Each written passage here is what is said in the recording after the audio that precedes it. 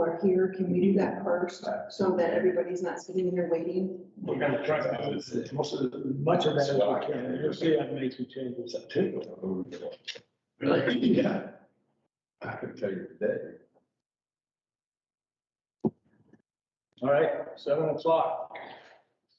Go ahead and call the city council to order. Roll call, Nolan Stumaker. John Taylor. Julie Barber. Scott Johnson, Steve Meisner. All right, we will start with the work session. First thing that we'd like to, we're going to do the executive session later. So right now we're going to do items A and item C under the work discussion. So we'll start with the deep dive audit. Where are we, Mayor? 4A, the deep dive audit report. If you remember,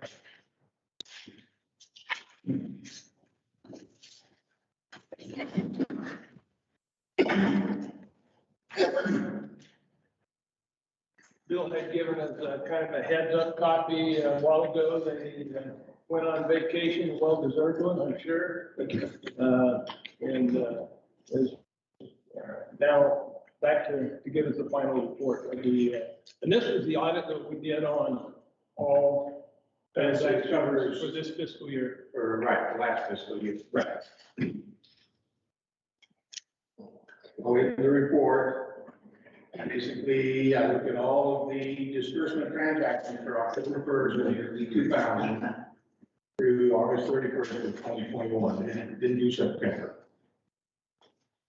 I'm sorry, you didn't do what? September, Thank you. right? So the first item I tested were the transactions. I took all of the checks that cleared the bank and compared those to the accounting records. And I tested them for invoice approval, invoice support, check signature, and then how they were coded to the chart of accounts. On the invoice approval, there were several invoices were found to not be properly approved. These errors were all with vendors currently. For example, inspectors, contract police, contract maintenance workers. So I don't consider any of those exceptions as being fraudulent. Most of those are in the early portion of the year. Invoice support, same idea. There were several invoices that didn't have proper support. They're all with vendors that the city uses recurringly. And when did all those, were those all kind of grouped together? Most of them, well, also most of those are in the first 6 months of the year. Okay. Yeah, as we got October, November, December. right, January, February, March. Once we got past that first 6 months, the records as far as support and approval were much, much better. On the check signature, found 5 checks that cleared the bank without any signature at all. And if you look at the last page of the report, I made copies of that page of the bank statement. And basically, all 5 of the checks did have proper support, they were properly approved, they just got issued without being signed. One was Martin Marriott Materials, X-Link, Akio Co., Schamberg and Polk, Vice County Messenger. You can see there's no signature on those checks. So, So maybe in the bank, let them go through. yeah, and what this tells me is you can't rely on the bank. I think the banks are gonna tell you it's less expensive for them to let them all go through and give you your money back if one chooses than it is to look at every check to see if it has a signature. What's the first one, the top left? That's not real. The top left, well, it was signed, so I didn't. Oh, Yeah, but one of those, that Akio Co. one was $150,000. So the bank might think a little differently if they had to give you that money back. But again, all 5 of them did have proper support. Well, I don't consider any of those to be here. It's not unusual that they did go out without signature on the bank. Then B of the transaction testing was according to the general ledger. There were multiple mispostings were identified, checks were posted to the incorrect expense accounts. And these mispostings will be corrected in the upcoming financial audit. A lot of them were, I kind of, in my experience, anytime you change software, you're gonna get a lot of miscodings because it's a whole new system. And, the only thing I would say here is, if we could do it over again, we might look closer as we go, catch those rather than letting them go so long without any question. And some of those, well, on the next item, the bank reconciliations, we talked previously that the bank reconciliations contain numerous incorrect outstanding checks. And most of those were duplicate entries where a check was entered twice, one clear and one wouldn't. And staff has corrected all those outstanding deposits and checks in the bank reconciliations. Now the current are correct. Is it odd to you that this wasn't caught before on previous audits? Well, previous audits, because this all just happened in this fiscal year. But I think Ben and I kind of have talked, we have a little procedure in place now, we're going to look at those bank recs. Have a third person look at it each month to make sure those outstanding items are correct. Makes sense. So the council will recall that I brought to their attention several times that I was not able to bring forward the financial statements until corrections were made. This was also included in the report related to the former city secretary, where we had issues with these duplicate entries being entered and asking for them to be removed, and they continued to be put back in. So it was a moving target of trying to get these things cleaned up. We get some cleaned up, and then we'd end up with a bunch more transactions duplicated. So they wouldn't have been under audit until the end of this year anyway. Exactly, yeah. I think this was really also a problem with the new system, understanding how to enter some of these ACHs and things like that. And a lot of payroll related. Yes. But they've all been cleaned up now. So if you look at a most recent bank statement, bank reconciliation, it will be accurate. Well, that's no Well, problem. on item D, on your first page, Yes. it says coding to general ledger, multiple posting were identified, i.e. checks posted to the incorrect. And I'm reading exactly what it says, the incorrect, the expense period. These missed posting will be corrected in the upcoming financial audit. Right. So is that normal in a city of our size? Are these things, these errors, are they normal? The number of errors is abnormal, but I would always expect some. There's always going to be a few, hopefully none, but there's always going to be some.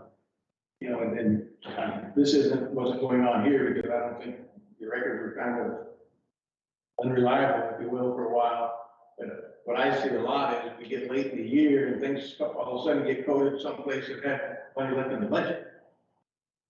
And these were all at the beginning of the year, the fiscal year. Well, I think these went clear through March, April, because a lot of them were payroll things that just. 9 months. And I think there have been comments about there appearing to be too many payroll checks because of these duplicates. And there have been comments about some of the codings to the professional fee accounts. Some of those are duplicates and some of those are just miscodings. So to answer your question, there were a very large number. If I was doing this audit a year from now, if we had the same large number, then there'd be a big negative comment in the audit report. But Somebody has posted and said something that there was an email from the old city secretary. We don't let these people comment during this session, neither can your. Nobody's commenting. It was sent to me days ago. I don't have commenting. So we're not allowed to ask him questions. as Well, you citizens. can ask a question. Good question. We just don't read it like if it's somebody else's, say it's yours, and we'll go past it. Was there Okay. Was there an email where the old city secretary had said that, you had said that Brooke was making entry mistakes and that needed to be corrected or addressed? Did that get fixed, I guess is the question. Somebody said, I said. It just, there was an email, I guess, where Brooke was making mistakes and inputting some entry mistakes. Having that conversation, I'd be interested to see who sent you that email. Okay, It was an email I sent. I'll find out and get it to you. Okay, I don't recall. That's why I wanted to ask you Sure, first. glad you asked. And I- Because it's good to clear those things up if we can. Sure, absolutely. One thing I tell myself is, if you didn't hear me say it, then I probably didn't say it. Because somebody out there says I said something. So thank you for clearing that up. So how long have you been doing this city's audit? This is the September of 2020 would have been, that was 5 years. We did all at one time. No, that was 6. Yeah, 6. So did you, when you did those, and I was here as a spectator, when you reviewed those back years, did you do a audit at that time? Not a true deep dive audit. So 10%, is that what you did? Typically, yeah. Okay. And what the auditor does is he starts looking at transactions and say he's going to look at 10% to start with. And you just find 1 or 2 errors and you say, okay, I'm happy with my 10%. You look at 10% and half of them are errors, and then you start looking at more. Can our online citizens hear us? Yeah. They're just not allowed to comment. Well, yeah, and I know that, but I want to make sure they can hear us. Sure. All right, does that answer? Yes, it answers my question. All right. Then on the next page, on number 3, on the payroll, I reviewed the payroll transactions and no extra paychecks were found. Or the bank records were corrected, it did appear that there were extra paychecks, but those were all checks that didn't clear the bank. They were just entry years. Also, in going through all this, we discovered that, several of the payroll reports, the Form 941, the TWC, TMRS, weren't being filed. And I haven't talked to Ben recently, I don't know where we are on all that. We're caught up and everything is cleared up. Okay. I know they were able to get a list of the tax payments and we can see that they were clearly not being paid. Correct. All right, that's pretty much what my report says, as a recap. I didn't find anything that I would consider fraudulent. So in your, in the next to last paragraph, it says, I was not engaged to and did not conduct an audit. The objective of which would be the expression of an opinion on the treasurer's report. That would be the audit, that would be the financial audit. Would be, that's what it's making reference. I wasn't engaged to do the financial audit. I'm just engaged to do exactly this. Okay. We are gonna do that audit, though, It will be done. in a month or whenever that timeframe works. Right. That would be done by you or? It's gonna be this year, kind of breaking it up into 2 people. I'm gonna kind of do what I call the bookkeeping piece, which is get it all ready, and another firm is gonna come in and do the audit. But the total fee to the city will be the same that I quoted. Okay, that's fine. So, let me ask a timing question. So when did Brooke start doing financials? I can go back and look at emails and whatnot, but June, July timeframe. That's when you started. June, July. That could be the whole 10. So I got just a general question, Bill. Sure. How many cities do you do this type of work for? This type of work, Audits or and just financial audits, I probably do That's just 15. 15 cities? How would you rate our city compared to those 15 that you do? I mean, we are Yes. at the yes. bottom, at the top, I at should the have. middle, Grade them as far as what? As far as, as a quality of records, I guess, you know, the financial. Yeah. Well, that's a good question. I would say 2 months into the year, I would have rated you pretty low. By the end of the year, I think you would probably get somewhere higher. Yes. Say that one more time. Hey, guys, In the top third or even higher. okay, top third or higher. Okay. By the end of the year, but Right. the whole year, you're all over the place. Okay. Okay. I think we've kind of learned on the fly and we improved things. I think a lot of things have been fixed according to your paperwork, so Yeah. that's a good, positive thing. I agree. And putting the question that the citizens have at the door and getting rid of that question is, it's been addressed, taken care of, paid for? Yeah, I think insurance paid, yeah. Do we have proof of that in case they want it, Yes. people want that posted? I've seen it. Okay, can that be posted? It is posted, we can post it again. Okay, thank you so much for that. Okay, we say one more time, clearly, with nobody talking, what you found in this one. What I found, what I found in this audit, that there were many, mispostings and a few items that lack support and a few items that lack proper approval, but nothing that was considered fraudulent. Thank you. Appreciate it. So, Bill, I do have a question for you though. If you were to look at the last 5 years' records and then look at the last 12 months' records and compare the two of those, what do the record keeping look like over the last 5 years? And what do they look like for the last year? Well, the previous 5 years, when I came to do that audit, including all 5 years at one time,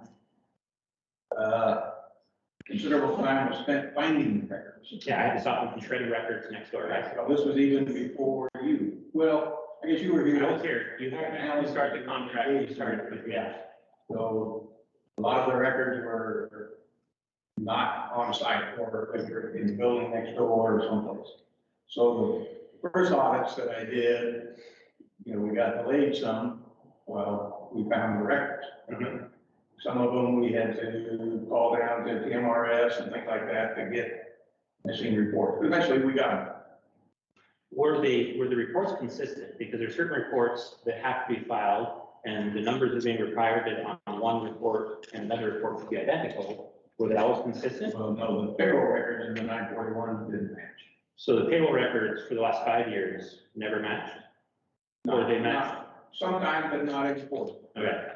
What's that look like over the last year, 6 months?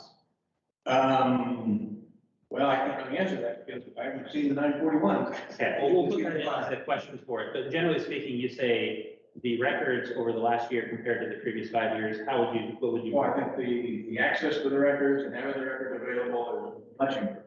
Okay, And having formal systems is something we didn't have before. okay. Before it was just money. It was different.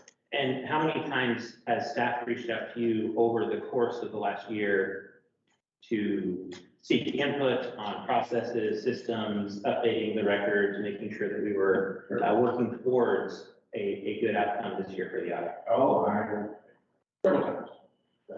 4, 5, 6 times probably. Who was the person initiating these contacts? That would probably you. Correct. Well, Mr. Moore,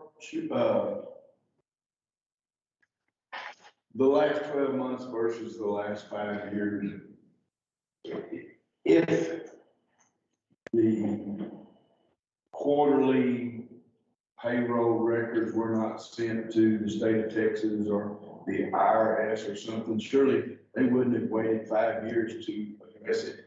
Well, I think in those previous 5 years, I think the reports were getting filed. They just weren't filed accurately. The wages that were reported didn't match the wages that were paid. And some quarters they matched, some quarters they didn't. I had to go back and look.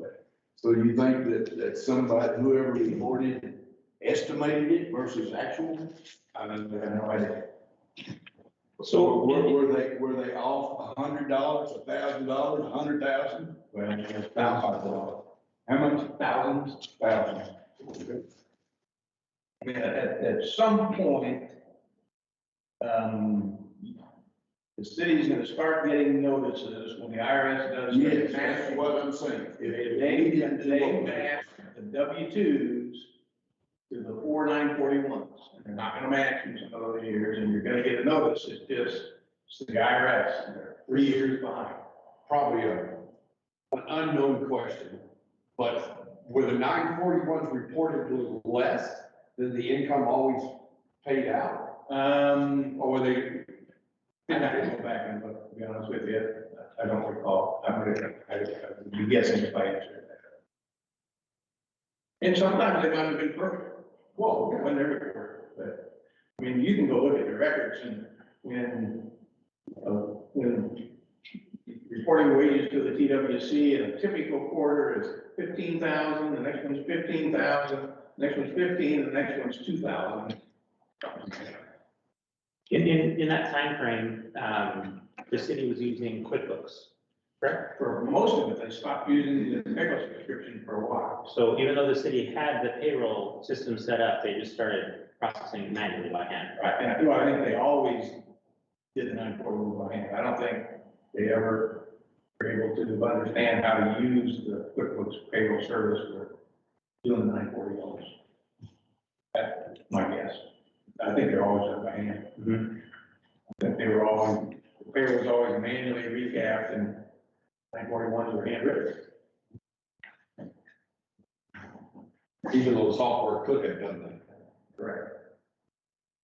There was a period, and I don't recall the reason, but there was a period where we didn't pay the payroll subscription. So we didn't even, she had to manually calculate the checks also. You know, I've heard so many issues, problems about city software forever. Well, Quicken is definitely not where you want to be. Quicken payroll is, it's good, but you've got to be experienced to use it. You know, the one thing I always talk about is, you know, when you get these reports done, you got to kind of step away. You can come back in the afternoon or the next day, just look at it. Just like the example I said, 15, 15, 15, and 2, it should have stood out to everybody that the 2 wasn't right.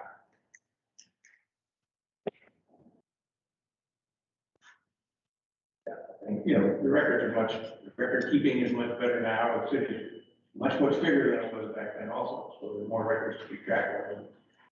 And we have, you know, I would say of the cities that I work with, you guys would be out of the top one in using technology.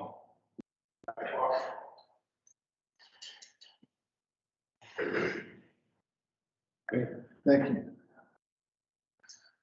Any other questions? Appreciate it. Thank you. You good? Thank you very much. Yeah.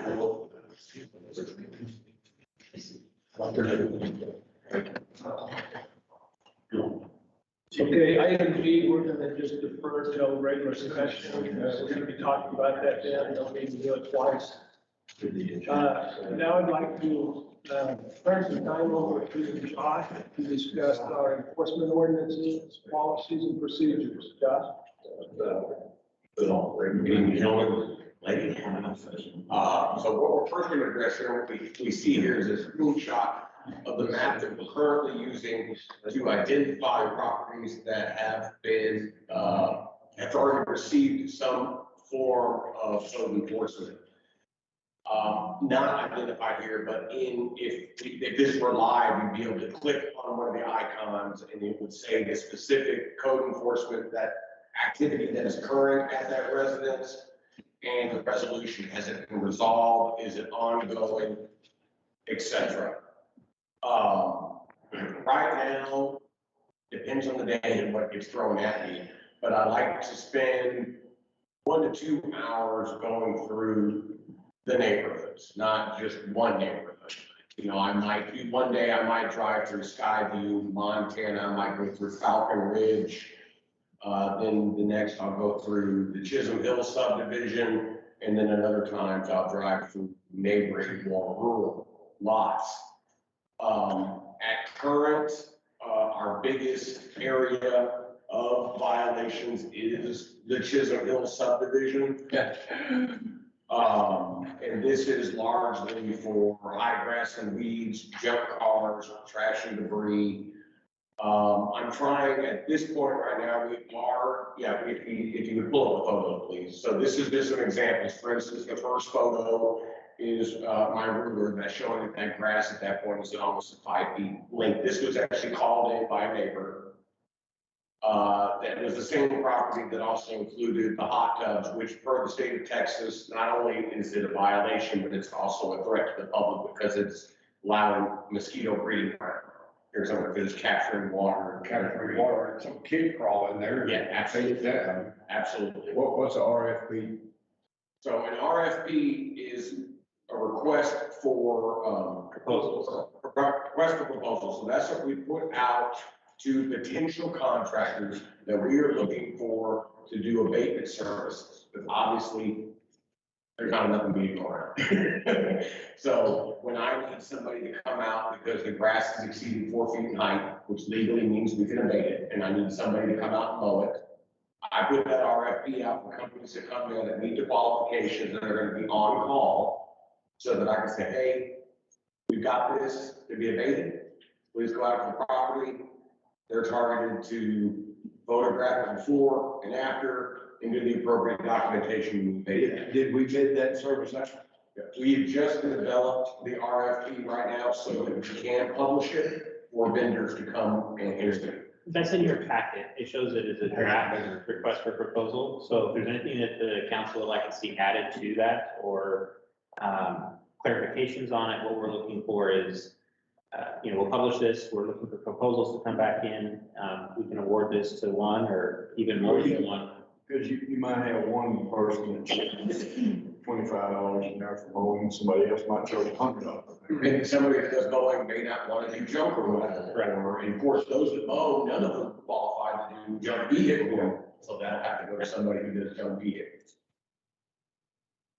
What this does is it establishes a fixed rate that they will charge the city for services. So on the previous slide, go back. What are the red things? So those are my icons, so I'll give you an example. All of these down here have all been resolved. This right here was BKB, their fence was down, it's surrounding their well, so I contacted them, they came out, they replaced the fence, and then they put the appropriate signage out there for contact information for emergency, so that was taken care of. These two right here were just basic high grass and weeds taken care of almost immediately. Then back up here, this was a junk vehicle that was also blocking our right of way. They moved it out of the right of way thereafter. They actually had it donated off and hauled off of the property, so it's now gone. Over here on Branding Iron, that was a swimming pool that was in the front area, completely open to the public, as you addressed earlier. Anybody can walk in, dive in it. Again, state of Texas rules as well as ours. They have since constructed an appropriate height fence and gate, so they are now in compliance. So those are ones I'm pretty proud of. The remainder of the ones that are on here are all ones that are currently on the final stage before citation. In other words, as of today, their certified letters have gone out saying this is, if you do not address this to us, to me, then we are going to issue you a citation. Okay, you got 10 up there. That's all in the whole city of New Fairview. Correct. That's all. Correct. Well, I mean, yeah, I could go willy-nilly, but at the same time, I've got to process all that paperwork. Josh, these are current as well. So Josh just started doing this. He's a new hire that we started on October 1. It's a position that the council approved that we hired. Part of it was going to be related to code enforcement.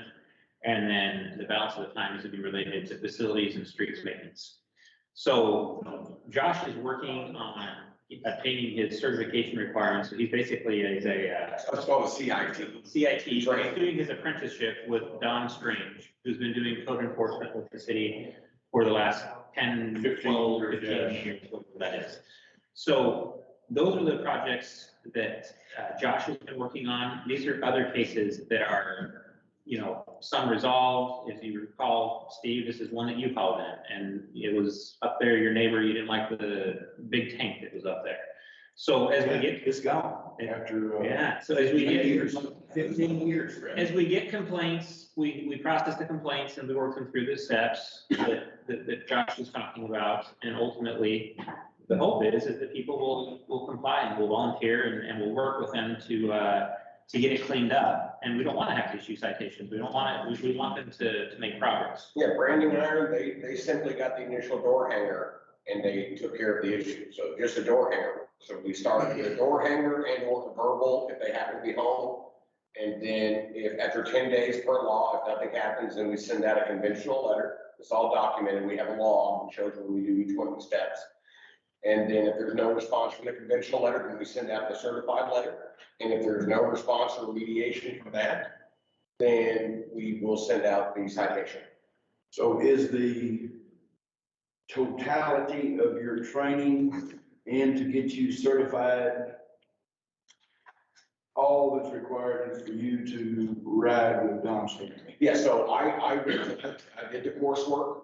And so because of the time I had spent was not as 1 year at that point, it qualified me to be as CIT, which allows me to do everything except issue the citation. So that goes to Don. And if there's any ones that, for instance, one of these was a woman that was living there on Hilltop, that was living with no water, no electricity, no nothing, using the bathroom outdoors, etc. So I called into everybody on that one to get everybody's piece before I proceeded on that one, just to make sure that we were all on the level and that we were being fair. But obviously it's not fair. Were you able to find out if she's okay? Yeah, and we did actually, just to extend an olive branch, we went, I employed Salvador to do a little research on services that we might be able to reach out to her and go out there, and he found some stuff through United Way. So we offer that. We go to her and we say, hey, we've already contacted the owner and let him know that this is not acceptable. It's against our ordinances. So she was a renter? Well, I think she's paying anything, but it was, the address was on her license. She showed me her license and had the correct address. The owner did verify that he did give her permission to be residing there. But again, no water, no sewer, no electricity. Was it monetary? She didn't have money? Yeah, really, she just got a resume stuff, etc. So a lot of issues. Have we got her all the services that she needs? Well, we reach out, we let her know that we have these services available to her, and actually Don and I are handling that tomorrow. We'll let her know, hey, these are the services available to her. Infinitely, she has the right to either accept or refuse. But at that point, we've at least extended that olive branch, that helping hand to say, hey, we want to help you. But infinitely, it's not fair to the people around you to have you living here and living in this way. And honestly, it's not fair. But, Why you said she needed medical attention or? no, she was perfectly healthy, perfectly sound mind, probably clearer than she's been in quite some time. To be honest, but the place was a mess. The house was not habitable, and again, no water under pressure. That's against our ordinance, just on that alone. But using the bathroom outside, etc. It's been fixed. Yes. Thank you. It is in progress. Yeah, it's not fixed. There's a process you have to go through. None of the stuff can be fixed instantly. When Josh reached out, I asked him to reach out to the county, find out what services they have available. We don't offer any services. We don't. Was she elderly? No, I'd say mid-40s. So we're doing what we can do to try and help at the same time as we're trying to enforce, the ordinance as outlined by the city. Yeah, I'm not trying to go out there and be a bulldog. Yeah, that's so sad. Well, that's true. And, anytime if somebody, says they're hungry, well, I'll buy them groceries, but I'm not gonna give them money. Yeah. Because that person may be a drug addict, or they may be an alcoholic or something. Absolutely. So if you're hungry, She didn't ask for anything from me, but it was just like, we are going to have to work at you not residing here. And so if you are in need of a place to go or somebody to help you find a place to go, we will do what we can, what resources that we've found available. Yeah. Go to the next slide, please. No, okay, yeah, this one actually. So the one that we don't currently have that is a big issue. Anybody who's driven just directly in Chisholm knows that we obviously have people that are living on 1 to 2 acres and acting like it's 45 acres. They have a cow, 8 goats, 3 horses, 2 sheep on 1 acre. This, for instance, right here is normally, this is a very rare day. Normally this entire front yard is full of goats. And that is their goat dwelling. Is that all the same property? That's all, this one's all the same property. This one, these are three separate properties. This one right here is the goat house. And so the whole front is goats. This is the goat thing within 10 feet of the house, which is a clear violation of our ordinance. You know, that you have to be 200 feet. Your agricultural barn and facility has to be 200 feet away from your residence. The next one is, this poor dog, the chain that he's wearing is a chain big enough to hold the Titanic down, and he's been tied down there for 2 weeks every day. The road guys have noticed it. And then the one adjacent to it is another one where the ag facilities are literally within 15 feet of the house, and they're keeping horses and cattle, and that's on a 2-acre lot. And the one next to it is also a 2-acre lot that has at least 12 to 13 legitimate pieces of livestock, not counting dogs, on that property. The issue we have is we do not at current, and the enforcement thing is some of these, including that house, they have other items that need to be enforced. But I don't have the ability right now to enforce the animals. And that's what we're looking to you as the council to say, is this something that we want to work on? That we can work on facilities and whatnot? Okay, are these, all these you're working on? No, these are these are 3 of 10. 2 of these are complaints, one of them are one, and the rest of them are all ones that I found like. These are just, That you can see from the road? Absolutely. these are just all creative of a bigger issue. And we've talked about this before with the animals. You know, the Weiss County Animal Control, their facility was full for almost 2 months last year. And so they couldn't even pick up animals when they were being called in. So it didn't do us any good to do anything with it. You know, we have an ordinance on the books that says you're allowed 1 animal per acre. So if you've got 1 acre, you can have 1 goat, or you can have 1 cow, or you can have 1 horse. You know, so as the law is written right now by the city, we have not 10, we have probably dozens of homes up there that are in violation of this. The issue is we can come and we can say, hey, your grass is tall, you need to get it mowed. And if they don't mow it, we can come out and have them mow it. But if we say, hey, you need to get rid of your 32 goats, and they don't do it, we have to go pick those goats up, transport them somewhere else, care for those goats, and give them an opportunity to make, you know, make remedy, and make sure that those goats are delivered to them in a good and healthy fashion later on. And we don't have that ability. And we don't have that ability. So, you know, the options that we have right now are the abatement services and and going up to the citation. So we can issue the citation, and we could potentially find somebody out there that can abate, that has the facilities, that can come in and pick up the animals and haul them off, take them away. But won't the SPCA, Like the dogs with the chain, I could probably get the SPCA to help out with, that's in their wheelhouse, but That's against state law now. that's against state law. So I can call Wise County, that's taken care of, lickety split. But the bigger issue is the goats, and that if they're not malnourished, which none of the animals that are being held in these agricultural facilities are in bad shape. Okay, none of them, so SPCA won't step in on that. So that's where we hit our sticky wicket. Because I'm sure a lot of these people love their animals and do the best they can to take care of them, but, you know, 4 cows on 1 acre is not enough.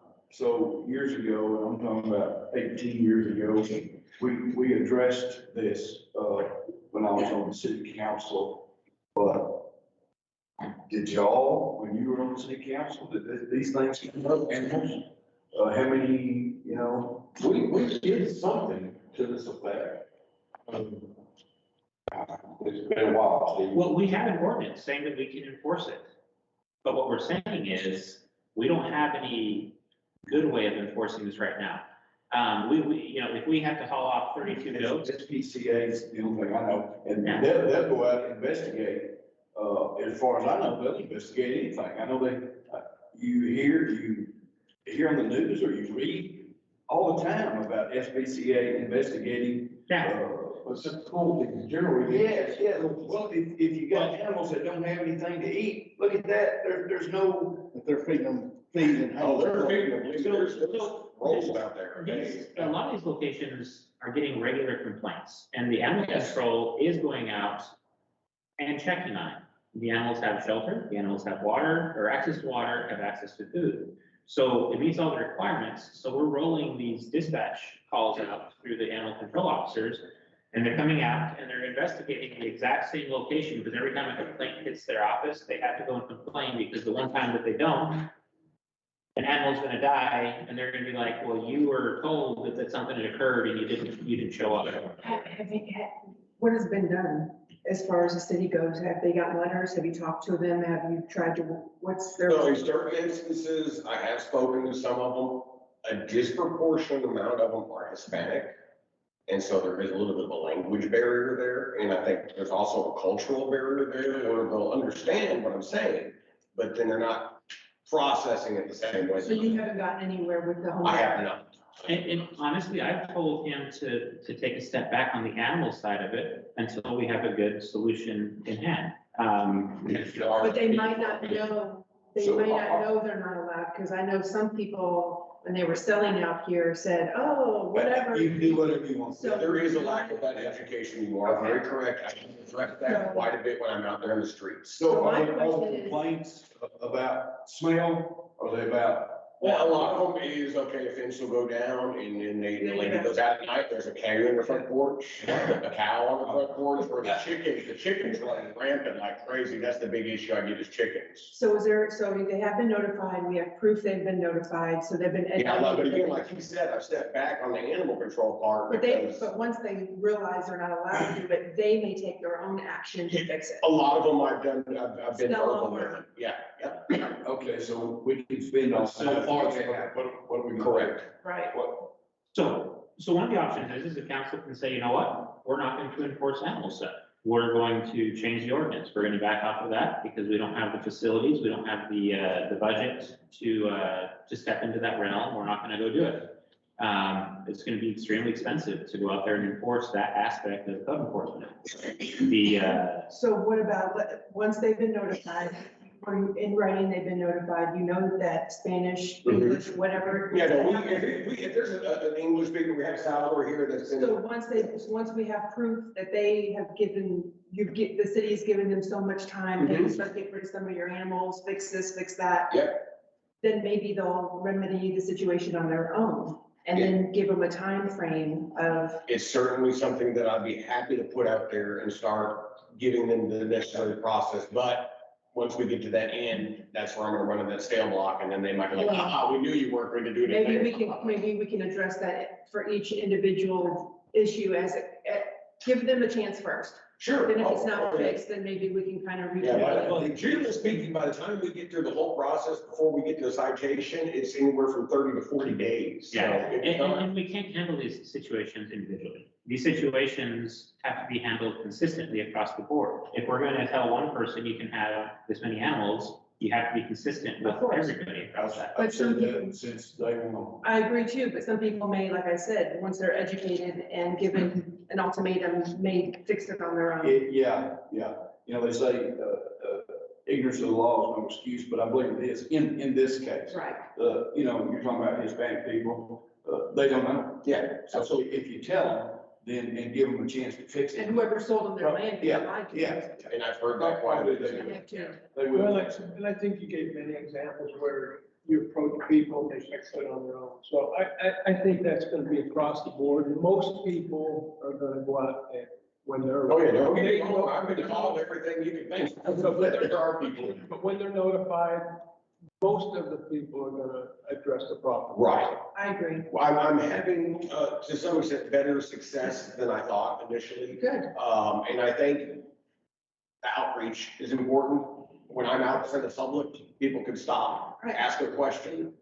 Say, sir, do you know what's I'm going glad on here? That's great. And so that helps quite a bit, and that's giving people just a better feeling of the city being connected to the people, and actually a city here doing something. Absolutely. And, I think also as the people get the word out, as the more violations go out and the people talk, I got a violation, you guys are, oh, they're really cracking down. Then we might actually have to do something this time, we're not just playing it. I agree. Thank you for that. Good. Your 7 minutes are up. Thank you.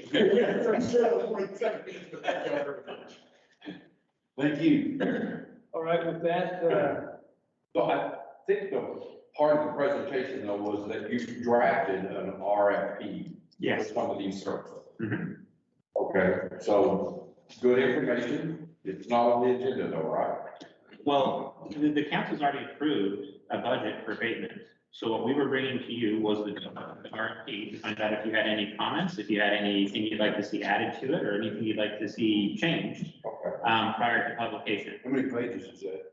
The packet or the, The RFP. I wrote it, so I believe it's 8 to 10 pages. I think it's 10 pages. It covers about, it covers. Okay, so this is going out for bids?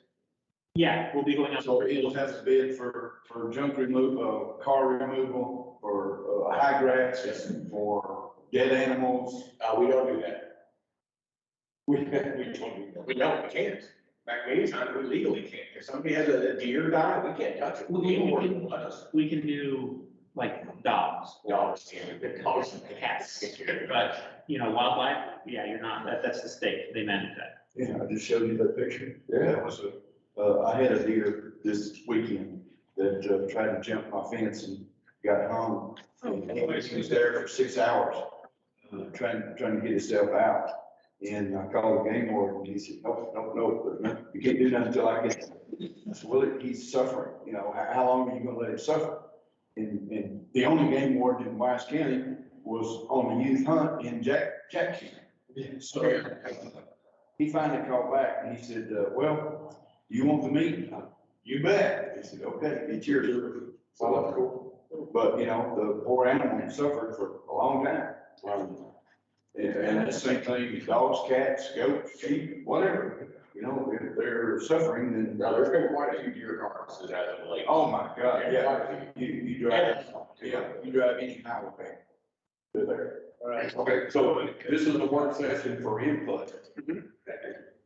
You Or are, we don't have to do anything. This is. no, he's gonna take care of it. Yeah, we're gonna publish the RFP, we're gonna move forward with it. If there's anything that the council would like to add or like to see changed, then. I went through it this morning, there's things I was wondering about. So, okay, that's what I wanted to know, was this for input, or is he just gonna go do Yeah, it? it's a draft. Yeah. Okay, well, it's in the draft right there. So, okay. All right, so do we have a motion to adjourn the work session? I make a motion that we adjourn the work session.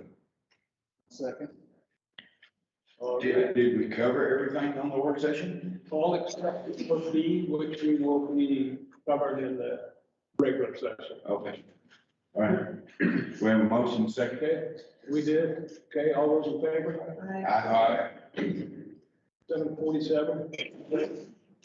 All right, unless someone needs a break, we'll go right into the regular session. I'm just gonna go through it, it's okay. Okay, Take 5 minutes? 5 minutes.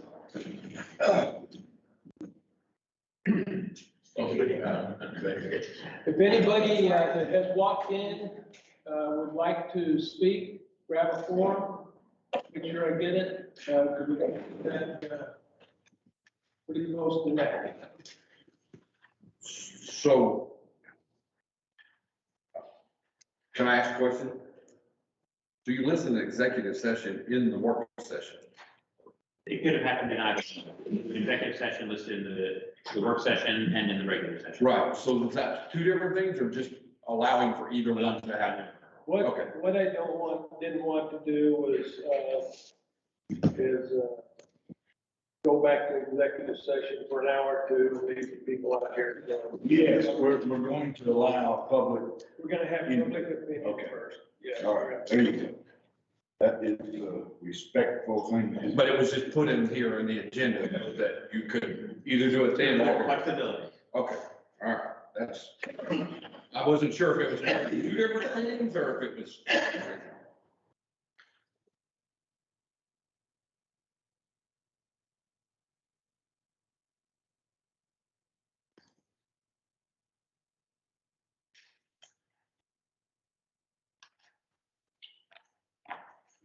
Josh, how many hours do you have to have to be certified? 1 year. One. So right now, Hours? no, We started the clock in the summer, so, by middle of the summer, the July was here, I finally tapped out to the full level. Can we ask a general question? Not necessarily know the form. Whatever happened with the local trash pickup as far as. We're still doing it. We've got another one coming up right. Funding for local trash pickup, the services at the house. Oh, that I could address. So there was no action taken on that one, I believe, and that, Yeah, you guys said we would pick it up at a later time. yeah, so that came on the agenda. There's kind of what happened to that, because discuss the ordinance, if people don't have a way to figure the stuff, then how do you enforce the ordinance? So didn't we talk after one of the meetings? Yeah. So my email is on the website, place two. Give me an email when that comes up. We'll come over there and take care of that. Hey Josh, do you wear a uniform or are you identified as an inspector when you go out these places? Well, I have my business cards with me, but I'm always in the company truck, which has got a signage on it. In short, I will get the badge, even the CIP still wear that. As far as the uniform, that's work in progress. I can give the city shirt and badge, but that's a very valid point.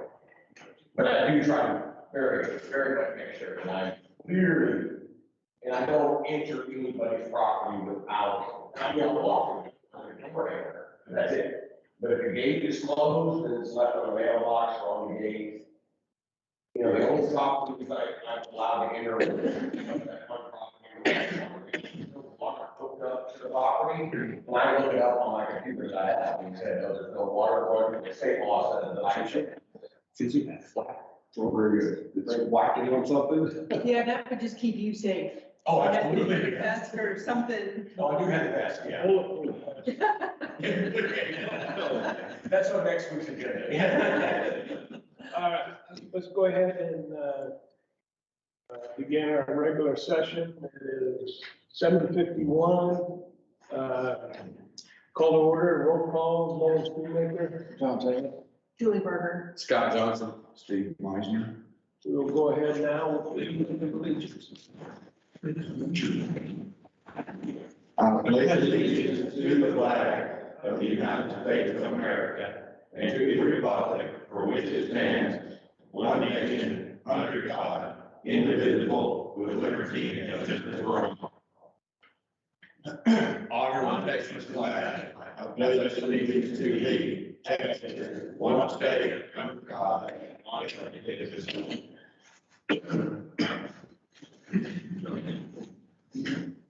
All right, so at this time I have, last call. I have 4. Joe, you got one? Right here. Thank you, sir. Very good. All right, I'm gonna take them in the order. I think that the order I received them, I don't know the order they came in. Jimmy Royston, you're online. Can you hear us?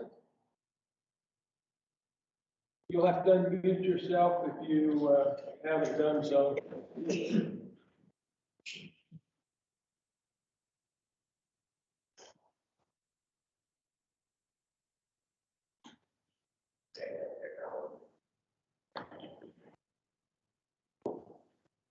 Jimmy, you there? You're clearly working, I can hear you.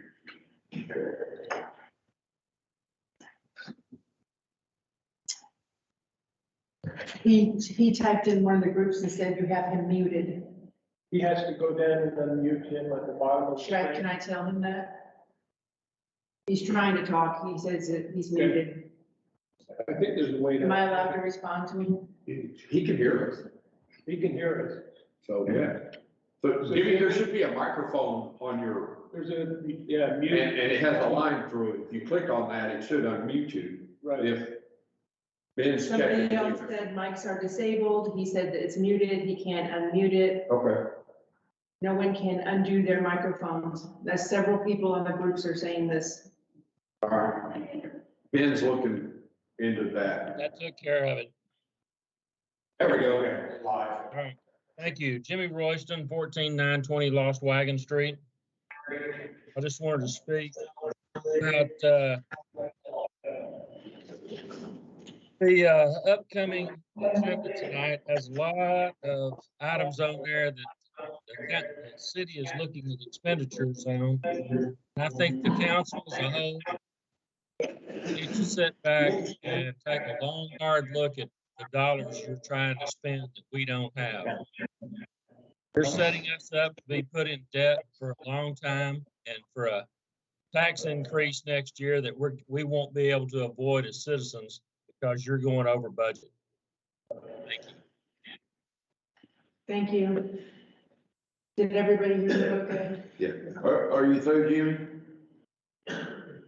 Yeah, you said- I'm here. Oh, thank you. Thank you. Okay, next, Stephen King. I'm good, thank you. You good? Yeah. Next is Marissa. Wait, you changed your mind? I would like to speak before each action item. It's gonna be after the executive session. Okay, I'll be here. It's 3 minutes total. But you only have 3 minutes total. That's true. 3 minutes of each action item? No, 3 minutes total. Larry, is that? Yeah. Okay. I didn't realize that. So you want to speak now or?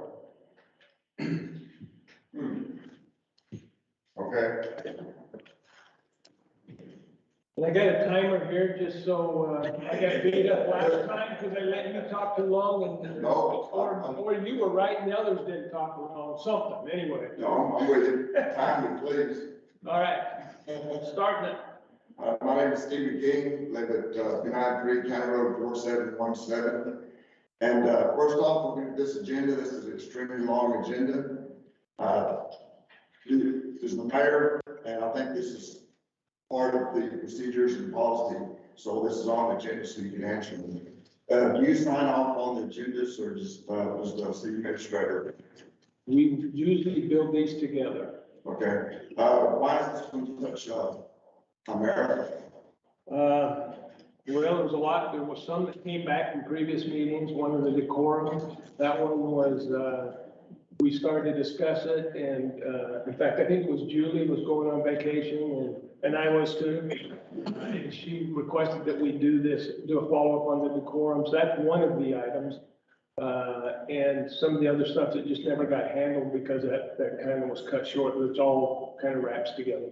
When we first started doing the, second, meetings in the month, the second meeting was to be a work session. And then action items on the first of the month. I think it'd be a good thing to add into the, policy to only have action items at the first of the month. And an action item is required to be in the work session at the, second meeting. So that way everyone has time to review, talk, question, research during the work session and the 2 weeks up to when it will be voted on, so everyone knows what's going on. Except the way it is now, you really don't, you might have a clue as to what's going to be on the agenda. And when it's posted at 5 p.m. on Friday, then there's additional items to it. For instance, like we're looking at on the borrowing. When we discussed at the work session, we were talking about 150, 175,000 for some street equipment and for unexpected expenditures. Now we're throwing in safety equipment in there as well. No one has time really to look at it and explore what is, the alternatives are exactly, and what's the details on it especially, and also since I only have 3 minutes, I got to cover everything. One thing I have on the safety inspection, that y'all are going to be voting on giving Ben the authority to go into an agreement with East Wilds County Fire and Rescue. I have a problem with that. I would like for the mayor or someone or everyone to read that agreement before it is signed. Because we don't want to be a 5-year, 10-year, something that we're not happy with. We need to make sure that it's something that we can live with and that it's beneficial to the city as well. And those vehicles, who's going to own those vehicles? Who's going to maintain them? Who's liable? Who does the insurance on them? Thank you, sir. Thank you. Thank you, Steve. Okay, what he says is absolute truth. When we get the agenda, then we have these packages that we're referred to, and some of those packages are way too long I mean, there's got to be some way to shorten things up. One of them was 254 pages. That's absolutely ridiculous for somebody that has to read 254 pages of anything, unless it's a novel.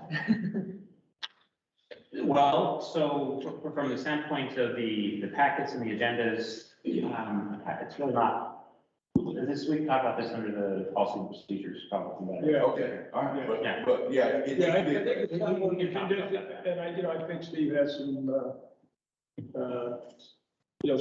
something to think about. And that's important for both us and our citizens, you know. Well, somebody might make us something in the 2 weeks, they get 10 We may minutes kick, research. we may kick It's not the bad. can down a little bit on some things, there may be some things that are time sensitive, we don't have the option to do that. Okay. Right. But it's something that definitely. Well, I can speak to that. There's nothing that the council, they've seen the first time. There's never been an action item since I've been here where you're taking action on an item that has not been previously discussed on an agenda. So there's always at least a discussion before action is taken. All right, next, Marissa. 3 minutes. What? That's all. We didn't start yet. 3 minutes from when you start, I'm gonna use that, I think you're right. Good evening, I'm Marissa Randolph, I live at 328 Montana Court. I am a public educator, 29 years, and a planning and zoning commissioner for the city of Fairview. And I want to address action item F for tonight. I respectfully implore the members of the council to ask responsible questions and seek clarification without reckless accusations, and speak to one another and about one another with the respect owed to the position in which you sit. I ask that you please remember you hold public office and represent citizens not only by your decisions, but by your discourse and behavior, both in person and online and social media. We have an opportunity and a responsibility to act as good stewards and in good faith on behalf of the citizens of this city, but not at the expense of our reputation or character. The values we're passionate about certainly deserve our attention, but please be mindful of your choice of words, inflection, tone, and intent. Social media should be a tool to unify, not divide, through correct information and opportunities for meaningful conversation. Recently, this platform has been inflammatory and accusatory, accusing neighbors, implying falsehoods, and promoting unproven theories as fact have created hostility and division. I ask that each and every one of us, myself included, chooses to behave like the adults we are and with the dignity of a council that seeks resolution and goals for the common good. Please be good neighbors first and foremost. We are being observed far and wide, and our words have. Thank you very much. Thank you. Thank you.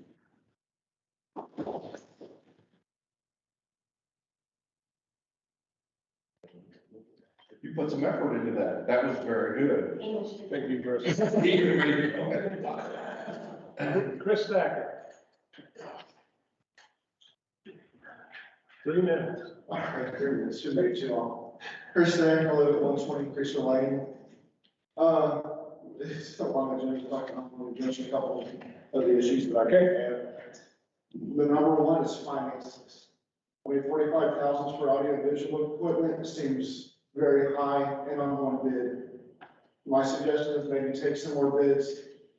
The other is the executive search for city secretary. $70 an hour seems extremely high for an hourly wage for a city secretary, when what I can see on most is maybe an average of $20.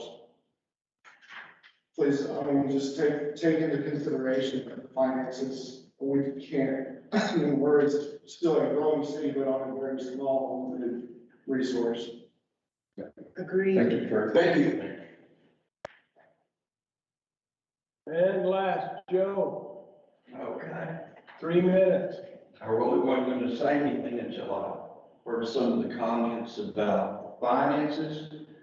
And I'm going to go back and read the following notes that I have. Until we got property taxes October 2019. And we started getting a lot of house permit. Bookkeeping was very, very simple. And the council and I knew that we were going to have to improve the bookkeeping. We got the property tax money in, and that's right, you read my own little notes here.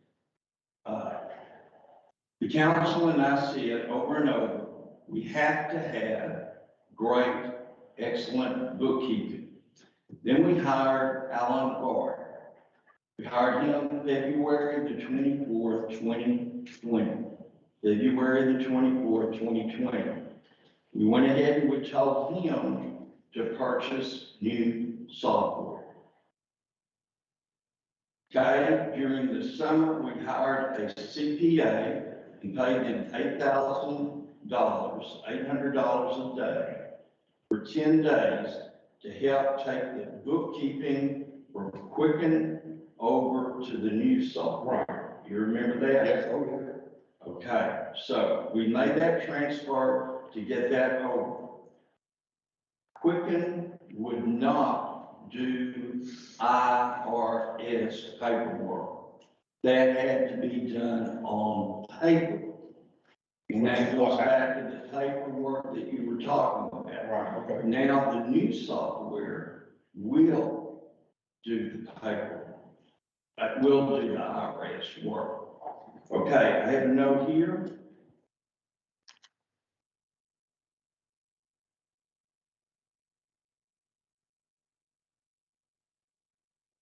Okay, one thing I just told you that. Next, Monica just wrote me. And she said that in January, he had Brooke inputting data into the system, the finance system, invoices and payments. And I had the scanner on my desk up until March to scan the checks to make deposits to the bank. Then Brooke would put the checks in the software system.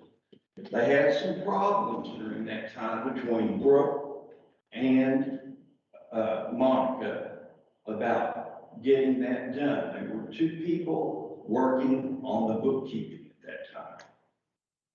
Then on March the 25th, Ben told me to give Brooke the scanner. And from then on, she was fully responsible for the deposits and the reconciliation reports. That's it.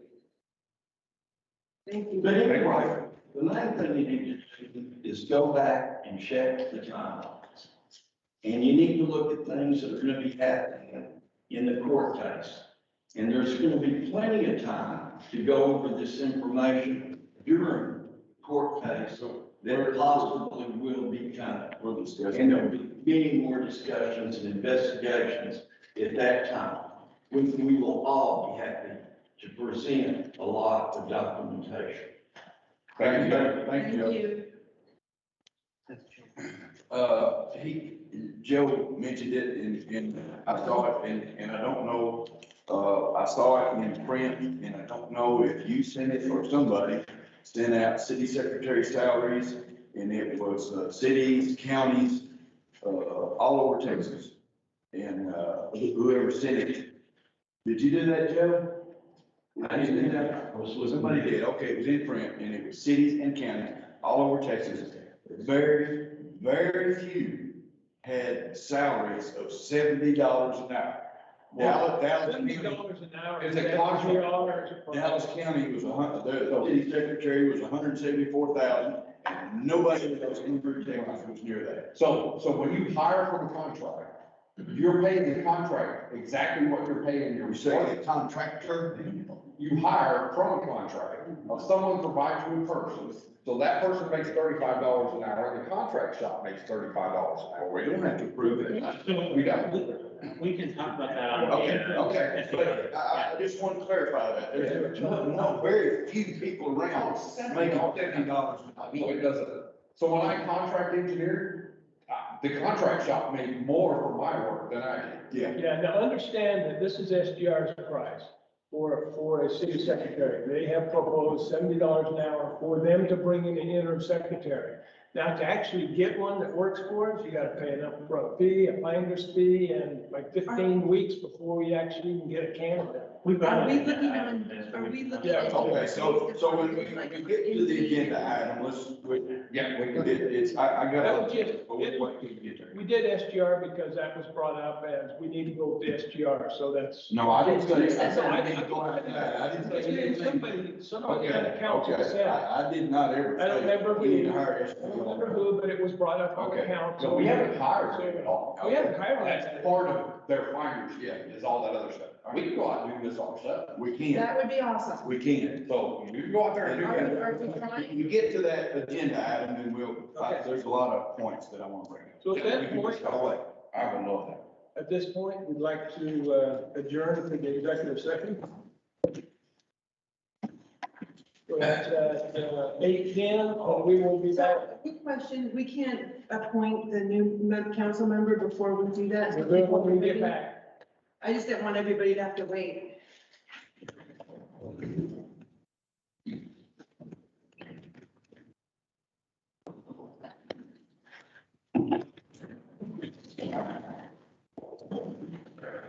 Is he gonna make everybody? I tried.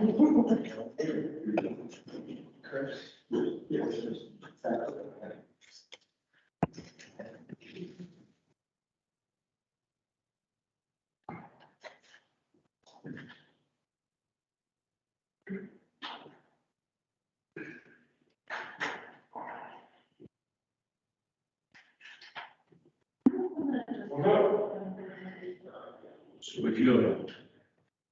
I'm not official. But anyway. How you doing?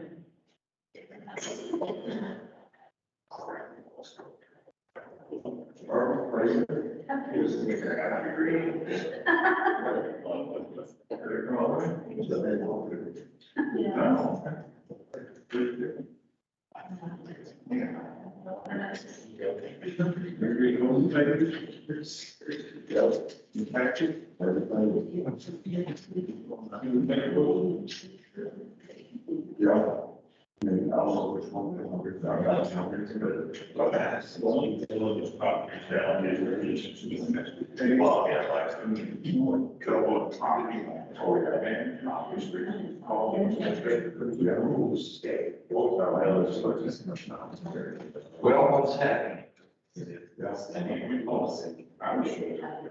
Everything's getting what one? Everything's magic with the internet. Is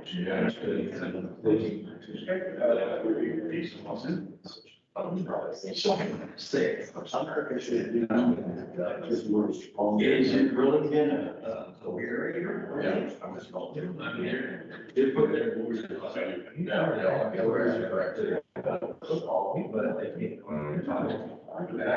Honestly, like this whole. Just progressing up. Just all the people who've been on it. Yeah. I mean, you're from Boston. And there are. Because they get it. Why can't they have us? Oh. Yes, because this is my own years. You know, that's. You can't say. I'm not sure. You can not only, yeah, and that's why I saw the occasion which, you know, somebody who has to be like, they say. Don't say Friday. So I'll stay there Monday, like, yeah, so I'm gonna get it, pick it up either Friday because sometimes you might. Pay me overtime to drive here. I'll go back and see all that. It's definitely a need to allocate, and it says that. No, no. It's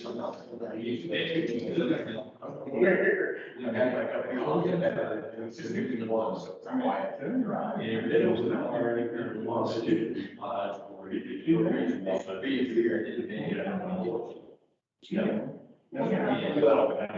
do contact. Oh, yeah. Yeah. Your marine facility, was trader.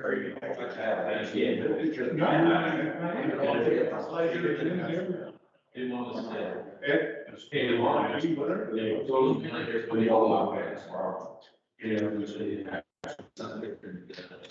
I was thinking, it's a little. So, we'll have to get down here, but it's in the ordinance, it's not in the law. We read all of that. I'm sure it's a.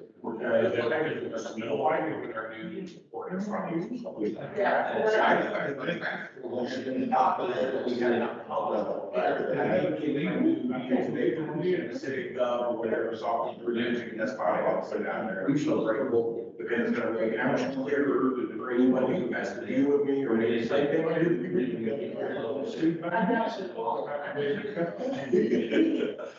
I understand. Hey, you might see that. It's a new record. I think the new friend was like, You'll get new type started those. So I go.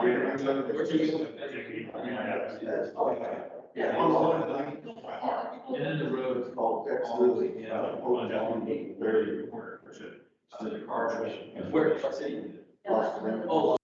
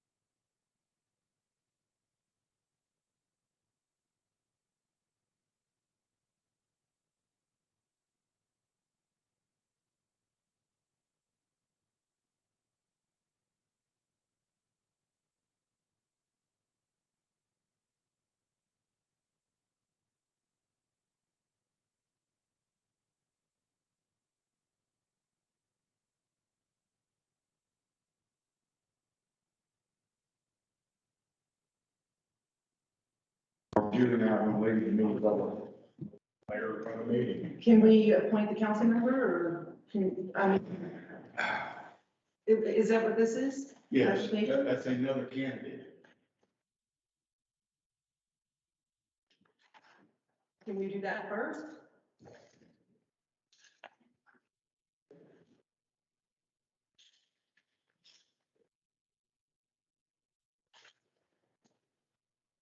He was good.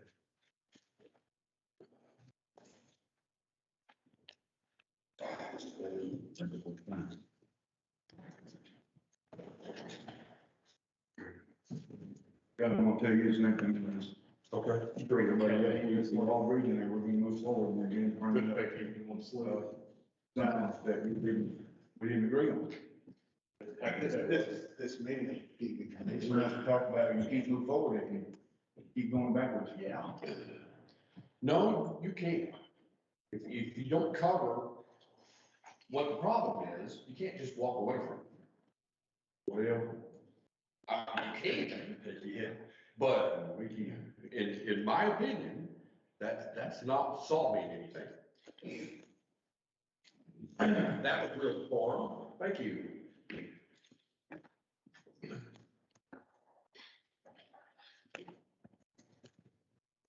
So apparently I've got a lot of opinion here.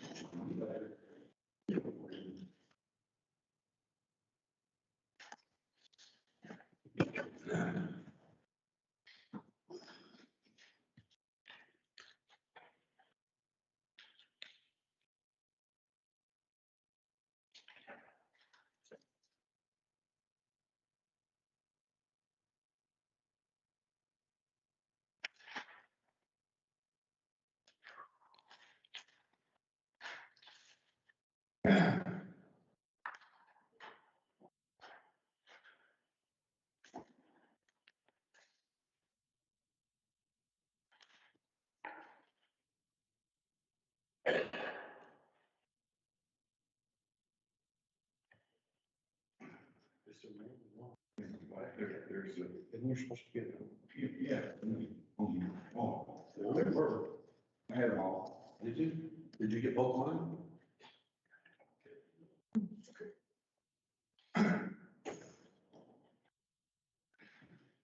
I just had one copy of each. I only got one. It's Ben, I only got one of these. He's only got one candidate. Yeah. It's a. Yeah. Oh, still got my neighbor. I have them. You had them all? You have John Williams? No.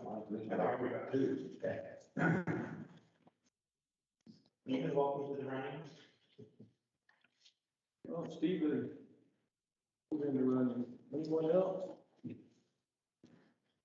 Would it be okay if we did this first, so that they can, They can't vote anyway. I know, but then at least they don't have to sit there and wait.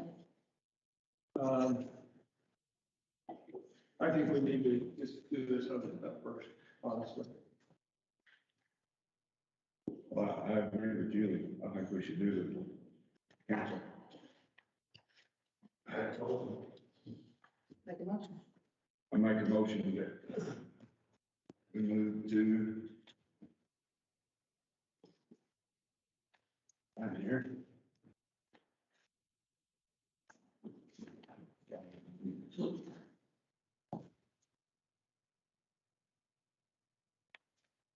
Item 11H, discuss consider an act to appoint a new Fairview resident to place for vacancy on new Fairview City Council. That's my motion. I would second that. Okay. All those in favor, Steve? Aye. Aye. Okay. All right. Let's, go ahead and discuss it. Which one? This is, H. Okay. All right, so what we're gonna do is, first of all, is everybody here? Who's here? John Dean is Williams. here, John Williams here, Or Lisa Cabrera for the planning and zoning. is Danny Price here, Was he here and left? is Lisa Cabrera here? All right, Where are all these You're names the only from? one. Lisa's planning and zoning. 2, 3. What we'd like you to do is come up, address the council. You've seen this presentation, I think. And, just let us know, I'm going to copy of what you're going to offer. Yes. What you can offer. Sorry, what you can offer to the council and to the city as a city council person. Thank you for, allowing, the applicant process to take place tonight. Still waiting to the end, I appreciate that. As far as what I can offer the council, I think that I, research out everything, ask questions. You already know that I'm against spending. I want to, delay spending until we get a larger, tax base. That's premise of my motivation on practically everything. When I come to the meeting, is make sure the spending is under control. I think that I will be calm on the, council, try to, bridge differences of opinion, try to keep calm, among different members. I think I bring, some respect from outside of, this room, from, what I post on the website and also on Facebook, and just talking to people. I think that, people trust me, and I tell them it's one way or another that they will know that I don't have a hidden agenda, and I can discuss it with people also without, having the emotion in there. I don't really know, I'm gonna solve anything on the council or be a magic pill, but, I will be here and I will be dedicated and I'll do the best job I can. Thank you very much. Thank you. Are any of these other candidates online? So, Ben? Nobody spoke up. I don't believe in, John, are you? I don't, not aware of any. John Williams, I wasn't finished after your point, here, are we moving on? no, go right ahead. Okay, I was just asking anybody, okay, I'm sorry. So, do you talk to a lot of citizens, or is it just mostly online stuff, Steve? Mostly online. Mostly online. Do you have your own webpage, or? Yes. It is? Yes. Okay, I wish I knew what that was, because. fmfullsletter.com. There's nobody else that's online. Okay. Thank you, Steve. Yeah, I kind of wished I'd have known that was out there. I'd have looked into that a little too. So, do you get a lot of feedback through the website? I don't allow any feedback on the website, but I do get communications from, different people I meet, and the first thing they say is, they like, what I write on the What you say in there? Yeah. Okay. I apologize for all the bad things I wrote about you. Well, that's too bad. It wouldn't be the first person, I'll tell you that. I try very much so to be positive and fair. That was going to be one of my questions. He's good. What's the tension thing? Go ahead. I may be on Facebook, on the website, I'm not there. It's a totally different personality. Okay. Mr. Cooking ran against me in the election last year, and, he would have been an excellent candidate, if he'd won. Well, I know you were pushing that out there, so, yeah.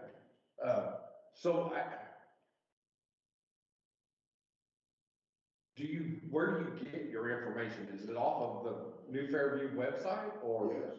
Or do people bring you stuff to you and say, hey, what's the deal on this? Or are you kind of the fact I finder? get everything from Ben. Okay. Everything I know, I learn from Ben. That's the truth. He's never posted anything. Thank you, Steve. He's never posted anything. Let me ask the other Steve if that's true. So, obviously, you look at this website, do you think a lot of it? Steve? Reminds me. With his website? Yeah. Yes, I do. Okay. Very much. I kind of got that impression, yeah, I figured I'd ask. So I look on the city's website and read what Ben has written and everything, and, Then I go and I look up, the Texas local government code, I read that very much. And, Google, go to Texas Municipal League and learn from there. Yeah, that's just The the research. research and learn. No one really offers me anything. I just, You go find it, then you go look into it. Ben, does like that, I go and I research it. And, yeah, that's where I want to get my information. So when you vent on Facebook, Yes. describe some of that venting. Oh, Frustration with us as a council or frustration with, yes, definitely council, yeah. okay, Over the way the taxes were done, the way Monica was handled that, situation. I okay. did not like that. And spending is the big thing. I keep a real close eye on spending, and, I don't want to see the taxes go up. And when I ran against, Steve, I was not of this mindset. I really wanted to grow and improve the city in preparation of the growth. But then when coming into each and every, council meeting, I saw that we cannot afford to do what I wanted to do. It's too much of a tax burden on the existing, citizens. Well, I agree with you on that, Steve, but there are things that the council can do looking towards growth. And so would you say you're just anti-growth or you just, Oh, I'm pro-growth. okay, I just don't think that we should be, providing services, before the growth. yeah, I agree with that. I think we should wait for the tax base for the growth to come, and then we have the money to invest into it. I think we're just too small to be spending money. Yeah, no, I see with the growth, personally, I think we can keep the tax rate and still get more money. I'm hesitant to believe that. I think that if we get in debt, we don't know how this lawsuit's gonna play out. There's so many things that would force us to have a tax rate increase come August. And that's the reason I want to fight it tonight, is to keep the spending down tonight, so we're not pushed into a place we don't want to go come August. So who do you think, how do I put this?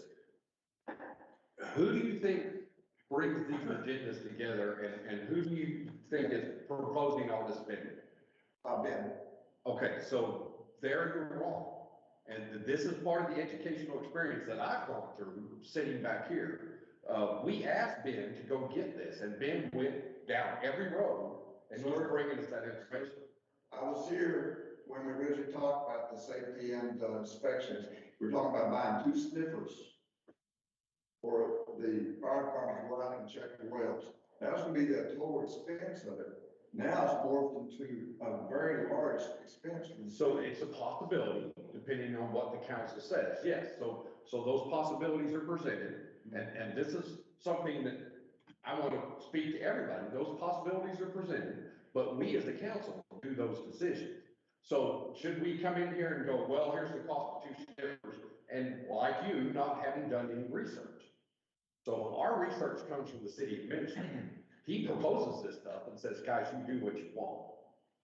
He's not bringing this that you need to spend that money, but I digress here. So go ahead. I just was curious about that. So Ben's not here telling us that we have to spend money. He's not telling you, but he leads you down a road that it looks very prosperous to buy into that. And that's his job. I've always said, that's His job, yeah. It's the council's job to rein him in. Correct. Say, yeah, we understand the benefit of that, but we need to kind of slow down here a little bit and manage our funds a little bit more wisely. You can oppose all that stuff you want to, but I'm not going to buy into it at this point in time. Okay. I would love to. That's what I always wanted to do, but we cannot afford it. And I really wanted water. My main thing, I want water here. But when I started hearing the millions and millions of dollars it took to get into what Ben calls the water business, I think the water business is the future. I agree with everything he says, but we can't afford to do it. Right, but we can investigate to see what that might entail. I have no problem with that. Okay. That investigation doesn't cost any money. So, Because, we can do a lot of, Well, engineers aren't free, and you gotta buy engineers to get on that, but. I'm not saying they come from what we invested in any of these, surveys or engineering. I just haven't seen much. That's the other thing too about roads is engineering is a big chunk of that, and it takes a lot of time. Engineers, I am one, I be one, we're slow, let me tell you, we're slow at everything, so. Anyway, those are all interesting points. I think, Nolan, you had a question, go ahead, Steve. You were saying something? Question I have is you've been around enough, Steve, to know about the decorum policies and the things that you can and can't say. Yes. Everything that you post as a city council member is a public record. Yes, very aware of that. You can't donate, you can't, Right. and everything you say, if there's an open record request, it can be, even if it's in your personal email, personal space, if it has to do with city, it belongs to the city. Yeah. No, So how do you think that will change your we would online change. posting? Yeah, it would definitely change. I would, the way I am on my website would be now the way I am all the time. I would keep my, I don't know, frustration myself and would post from more of detached frame of mind and where I try to find the positive and present everything into, well, what I want to do is see what the statutes are, the codes are, what our spending, what we can afford, and do it from a perspective of not attacking anyone, and not pointing fingers. Okay. And just stating the facts. Yeah. And I would still continue to do that. I think that that's imperative the way we communicate nowadays with our constituents. Facts are the right thing to do. Yes, sir. A lot different than what we've seen over the past several. And here's something also, all of y'all know, I've sent y'all stuff that was not correct. And what did I do immediately afterwards, once Scott corrected me, I sent out apologies to the entire council right there. I do not want to put out inaccurate information, and I tend to act too quickly sometimes, and Ben knows that. I've made inaccurate statements. I'm going to quell that. I'm going to start being more accurate, talk to people more before I say anything. I have read something, and then I will, as far as the statute something, and I'll go and I'll say, okay, well, what about this and this? Yeah, public records are Do good. you mind if I ask a question? No, go ahead. So when you were looking at the budget, and you're talking about because there's a post you put out recently saying that the city was looking at spending $500,000 this year. Yes. Tonight. Yes. So the post overall, I can't disagree with you. When you look at the numbers in the budget or in the document, what Scott was talking about with the council chambers and the problem we have with that there. That's something that was not budgeted. It's not something that I would recommend, but it's something that the council had requested to be provided for them. Do you think that that's an appropriate process to go through?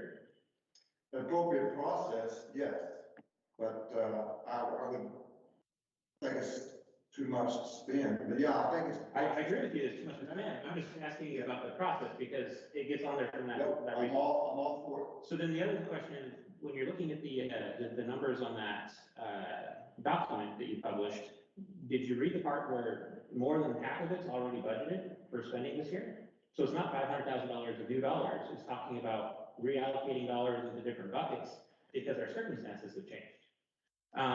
So, if you look at this right here, we've got $108,000 already budgeted to spend on equipment. And if you look in the public safety department, we've got $185,000 budgeted for capital expenditures in this first coming year. It wasn't just two snippers. It was $185,000 worth of materials. it. Well, I wouldn't know because minutes not up there on that January side where y'all voted on that, the minutes not up there, and the agenda's not even up there. No, back in January, y'all did that in Snipper. We've never voted for a sniffer yet. What we said, When y'all voted for the safety. yeah, so what we voted for, or what the council did with the ordinance was grant authority for the city to start to conduct safety inspections. But they didn't grant any fees, they didn't grant, we said, we don't know if that's even gonna be yet. We're gonna have to do some research. And that's when we started having conversations with the East West Fire Rescue Department to say, what are you guys gonna need in order for you to put that together? What equipment are we gonna need to have? Well, I'm, He requested some information. I know, I just didn't, I don't understand why the staff is questioning him, but is it really gonna vote? if you want me to talk to him Well, I about don't it, mind the question. I'm learning stuff here. Actually, this is the good thing, in my mind, I'm like, we're talking to this. We're good. I'm all for transparency. I like it. Part of transparency. Well, I have my point, or your point, I guess, about the allocation of funds that we're talking here, and that you're already in the budget, you're reallocating. Mhm. I think that it's good for the council to question the reallocation. Oh, absolutely, that's what's on the agenda tonight. Yeah, exactly, and there was so little information put out about the funding, how's it gonna be, the vehicles? Mhm. Who's gonna own the vehicles? The city would own the vehicles. And then we would, just like lots of organizations, they will allow somebody to sign an agreement to make use of the facility, of the vehicles when they're working on our behalf. What percentage of the funds that will be raised from inspections will go to the city? Well, honestly, the council has not approved a fee yet, so we don't even know. We don't even know. Those are questions that I would ask, Mhm. because even if we're reallocating budgeted funds to go towards that, I want to still make sure that what we're reallocating for is still to the benefit of the city.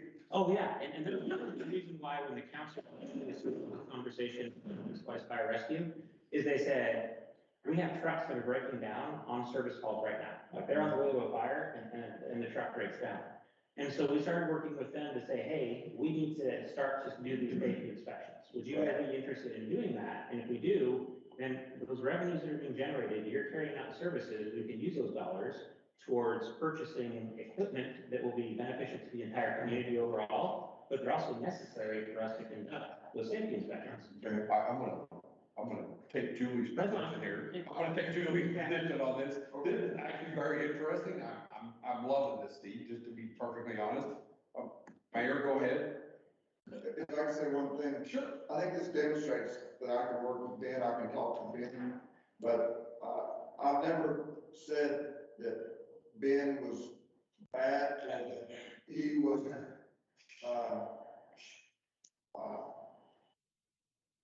I don't know, You said I was a great racehorse, then you need to be reined in. That's how you sent it the analogy. I agree with it. I stood right here. Shook my head. I think that, city administrators, that's his job. He's professional, and that's what he does, and he's taking us from not knowing, we didn't know what we didn't know. You're right. He came in here. But I think that he racehorse, fast track, he's pushed us along faster than what I want us to be. Okay. For, spending and to keep the tax rates low. And I want you to know what you're getting. Okay. I want to vote no on, in fact, anything, he's gonna have to really convince me, otherwise. Yeah. And I'm going to, question, and, I want to know the details. I just don't want to say, okay, Ben, you go out and get that agreement, I'll trust that we can get the best one. I want to know details, before I'm gonna vote, and I'm gonna be like a jury, you have to convince me, the other side of that, I like this. John's got a question. One question and one statement. Question was, well, let's take it first. While you were talking, I looked at your website.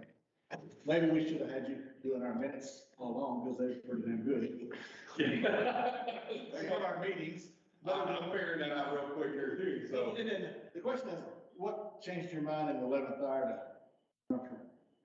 I'm sorry, say that again. What changed his mind to do this in the 11th hour? Yeah, oh, okay. Because we've been asking you for, I don't know, anyway, go ahead. Yeah, you're right, I put in for it at 6:45. I did have total beaten doubts, because this is a commitment. I don't want to do this and then resign. I want to be sure this is what I want to do and that I was going to be all in to it. And so I waited, hoping I would hear a name, someone who could come in here and do it without me making this giant commitment. Because it is a big commitment on my part, and I'm going to stay here and be here and not going anywhere. No, you understand, you get the same pay we get. What? I do realize it's volunteer, and, that's why I appreciate what the council does and the mayor does, because I understand that it's volunteer. You've heard me say that many times. But I want to be sure that, I was ready to do it, willing to do it, and no one else was stepping up. And I said, well, I didn't hear any names, I better do it myself. So, I'm committed. Awesome. Thanks, Steve. Any more? Okay, did anybody else walk in? John Williams, Danny Hart? Right. So do I get to speak on behalf of Mr. King? Or Lisa? Okay, I just want to make sure nobody else walked in. Okay. So he's been to, I guess, every meeting since I've been on the council. He lives on 4717, where we don't currently have representation. I know at one point, over the years, there was 4 council members on this city council that lived in Skyview Ranch Edition at one time, and that wasn't good. So now we got Julie in one place, we got John in one place, we got him in one place, me way on the far end, even though I don't own property. But You live there. I live there. Mr. King is very positive. And there's nobody else here. I would like to make a motion that we appoint Stephen King as the new Fairview Council place for, to fill the vacancy, new Fairview Council place for. And that is until, what, that will be Actually, this would May be, of 22? yeah, this would be, the full term of Cindy's seat. No, Yeah, it is. it's not full term. It is. She's 23. So the upcoming election, we have seat 1, seat 3, and seat 5, which is Steve, Julie, and John. Right. So you would be in the term, because Cindy just won, so you need 3. Her term is 23, so I'd run in 22, or that, the place for would be up in 22. Yeah, 23, that's right. Yeah, 23. so they're going to be in the May 2022 election, you'll be in the May 2023. Right, Okay, Correct. thank you. right. All right, so, No, May 22. You won't. Upcoming right now, it's 1st, 3rd, and 5th. There's no, so that's it, 2 positions are open. well, so we actually reached out to our city attorney that we looked in on this, and if you want to talk about it, then Go we ahead. can, but ultimately, Please. the position when appointed is appointed for the term of the person that was seated there. Now, when you get into a special election is when you have 2 vacancies that are open on the council at the same time concurrently. They're not supposed to be filled through appointment, they're supposed to be filled through a special election. But if you're appointing somebody that's here, then you serve the balance of that term. Cindy just came. He was the last one Right. to win an election. Yeah, so. If there's more than 2, more than 1, then you have to have a special. Yeah, and that was the conversation, because initially when I got here, That's why all 5 were on the ballot, and that shouldn't have happened. I see. And that's why they don't do it that way, because if you have all 5 on the ballot every year, Yeah. you can see how difficult it would be for a city to function. Okay. So when you get. So that's the way it is. Okay. I'm clear. So I didn't send you an email on that, but you can update your Oh, I will. 407. Thank you very much. Here we have a motion. All right. So under Robert's rules, I second his motion, and I want more discussion on other stuff. So, but I'll second your motion, Steve. So I want to talk about the other candidates too. So who else? Is there a third on that? Can we finish this? Yeah. You can vote on the table, Yeah. No, I thought under Robert's Yeah, rules, discussion after. we can make a motion and then we discuss it. Yeah. I thought you made a motion to. He made a motion. Good point. He seconded. I did, I made the motion, he seconded.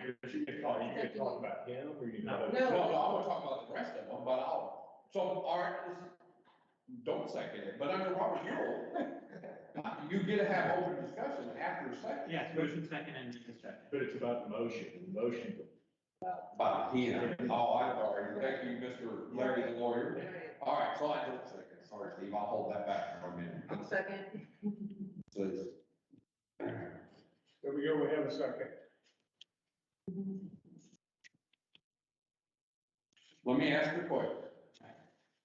So, have a motion, have a second. Whatever the vote is, that's the outcome? That's, the motion would to. If it's positive, like if there's a. If it's negative, then Steve's off the table. That's right.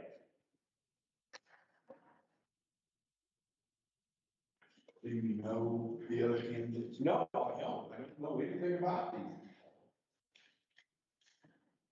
This is the first time I've seen any of this, and I don't dig it up. I agree, we had, Well, we had. Do we have a second? Do we continue with the vote now? But you can have discussion on the motion. On The motion is. Not about Mr. King. Not about the other. Just, Mr. King. Okay, And so you we can- can discuss Mr. King alone, Or you can call or call him, sorry. So is there any more discussion about Stephen King? Is that a no? So with that, then, we'll go around individual open vote or open, I think it's called open vote. those. Yeah. So. I don't want to be enforcing this position here, but I guess that's the whole point of Robert's rules. I mean, you have that say. The mob doesn't get a word. Who's John Williams? So we don't know. Danny Price and John Williams are not here, correct? I don't know any of the others, so let's go ahead and take a vote. We have a second. Steve? I,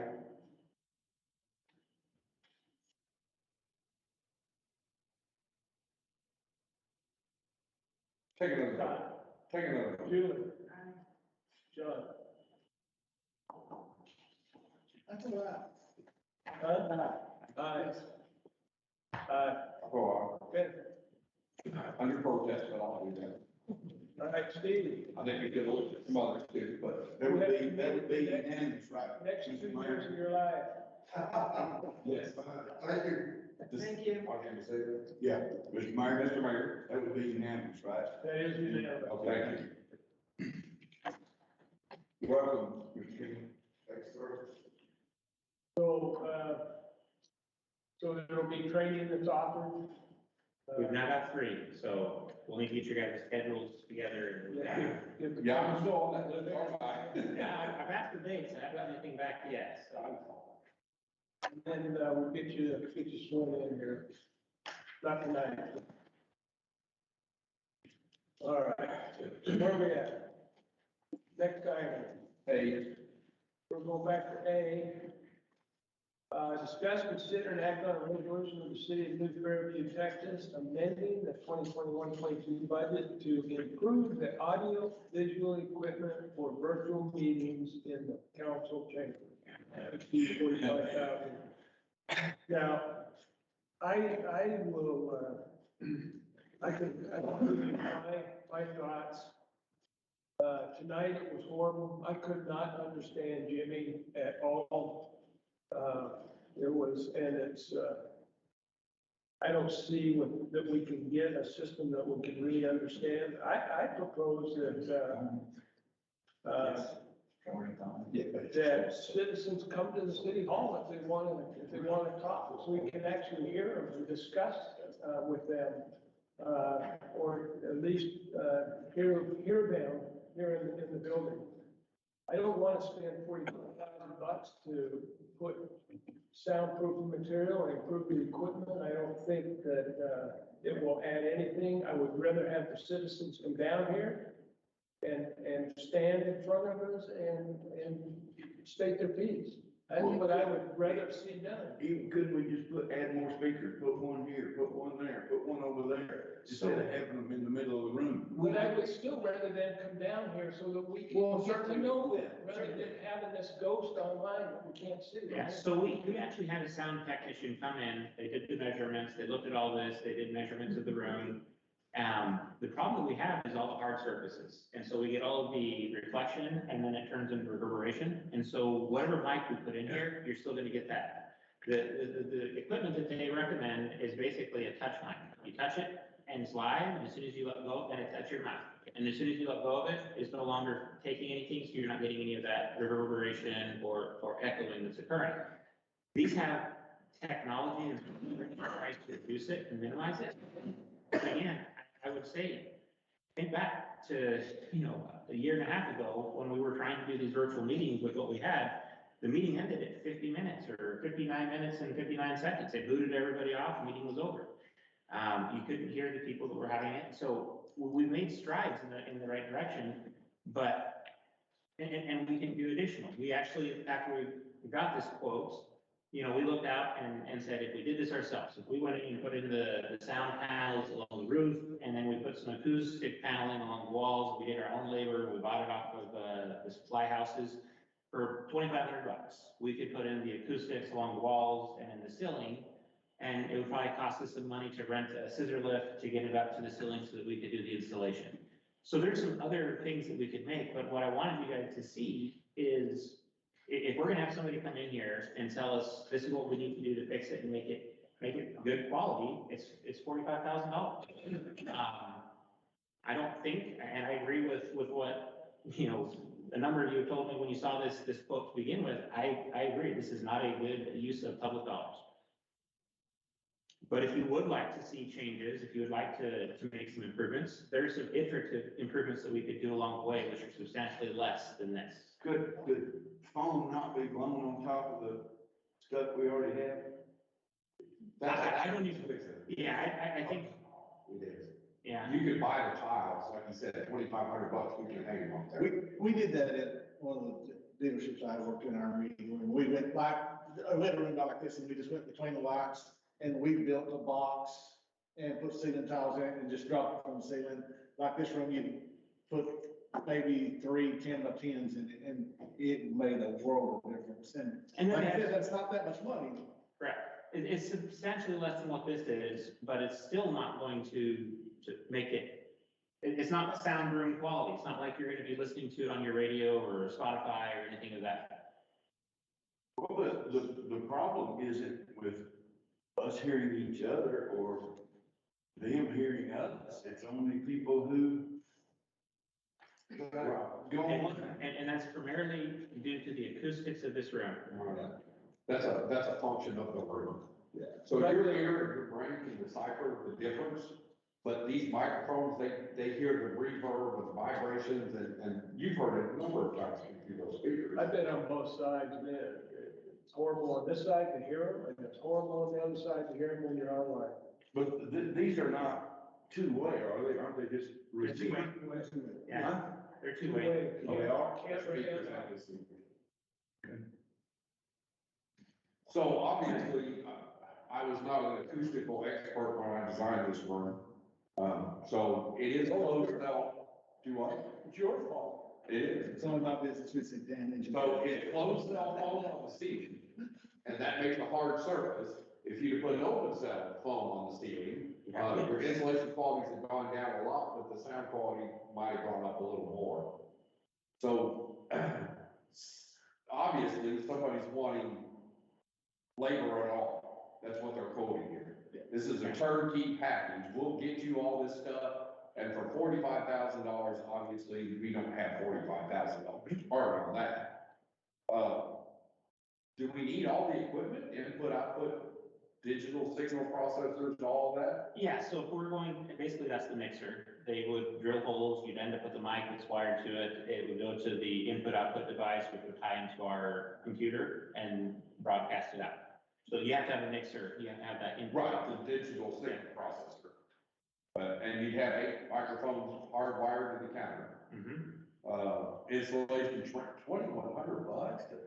So what, John's talking about is very feasible because,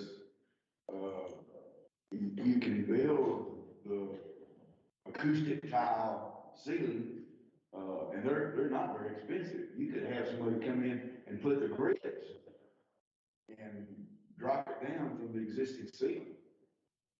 And Well, even more so, you can make hanging what they call sound abatement boxes, like John just said. Yeah. And you can hang those from the roof ourselves. I've never seen it. Well, and in all honesty, what we looked at was actually using a black, and it would just cover the entire surface. The entire ceiling would become a sound absorbable.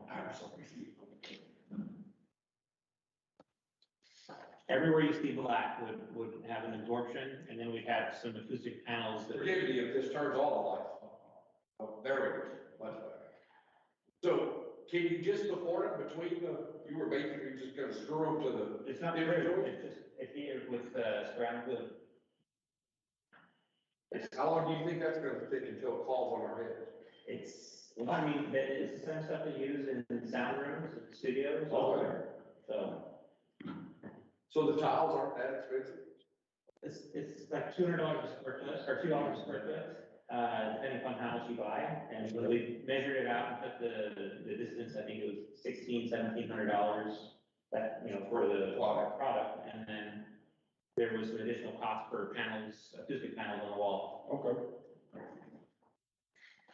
So, again, back to the.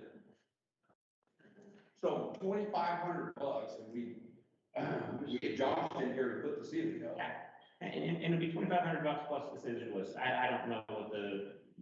$2,500 what? For what? That's the acoustic portion of it. Is what? That's to take care of the acoustics treatment in here. Wow. That puts acoustics. Well, there's no $2,500 up there. Well, That's what I'm saying. This is if we have them come in here and do it for us. the turnkey operation. Okay. If we take it and say, you know what, we're gonna put up acoustic panels here, we're gonna put some on the back wall, we're gonna put one behind you, Steve, we're gonna put a couple here, we're gonna put some on the back walls over here. We can make a dramatic improvement for a fraction of the cost. So let me ask the next engineering question. So the people that are offering the turnkey operation obviously have experience in sound abatement and all that other stuff. So did they happen to mention what their solution was? Was it just come put foam tiles on the ceiling? Well, essentially, that's what it is. If you look at the proposal, you'll see some images. They've got this whole wall as one big acoustic panel. Back up here, they've got acoustic panels throughout the top. So we spend $2,500 and it makes a less than 50% improvement. For us here, it would make more than 50% improvement. Because your mics are here, and all of this area right here is gonna absorb the sound, it's not gonna reflect, and you're gonna get a much reduced reverberation.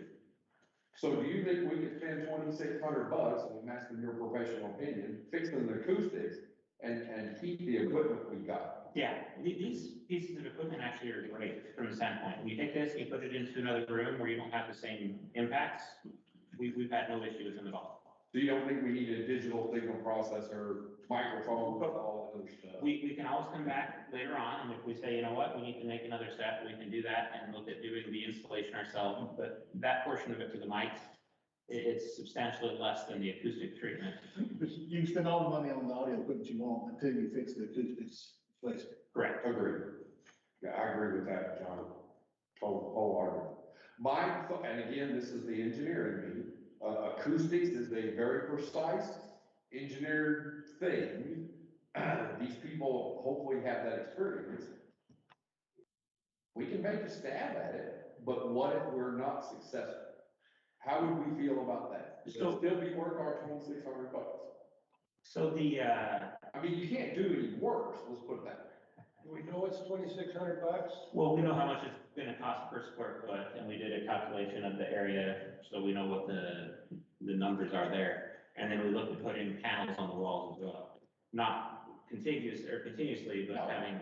Stagger, just to help. So, you know, if it doesn't improve, then always then come back and do kind of what John's talking about and build back the boxes. And you can put that panels up here and you can do another one back there. And you continue to make those improvements. But do you spend it all up front or do you make some progress along the way until you get where it's No, that makes, resolved? that's exactly what I wanted somebody to talk me through this, because again, being the engineer, I can see throwing money at something and not getting the result we want to. Are we good with that? $2,600, I don't think is a huge sum of money, but it is not my money. You know, but as the mayor said, come to the meeting. And that could be your solution. Or you could say it's worth $2,600 or $1,500 or do what you can do with X. So I sat out there and when we're up here talking this way, it's not that good out there. So it gets even worse when we put these mics in front of us and we have the sound coming back from over here. We get the reverberation traveling this way. oh yeah, the whole thing rolls this way and then it feeds back on itself. Right. So I would make a stab at this. I think for product itself, I would hope that Josh can insert. I spoke to Josh, we walked it through, we talked about what it would look like, and he felt like if he had a scissor lift in here, he could get it up and get it installed. So I'm stuck on that thought or Mayor Nolan's. Just, everybody needs to come to the meetings. So y'all, Steve, Julie, John, throw something out there.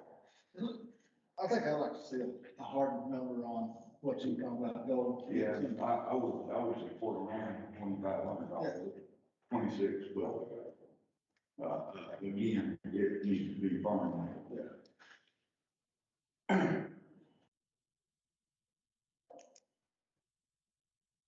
So we wanted to, Make a motion? look until we get a firm number. Yeah, table for next meeting or. Let's just don't do it. Or we can throw a number at you and you're stuck with it. Make it work. Like I said, we did you know, we did the measurements and we came up with the square footage, but we'll come back with the actual. Yeah, I think. All right. Item B, discuss, consider, and act on a resolution of the city of New Fairview, Texas, amending the council adopt fee schedule to include commercial safety inspection fees.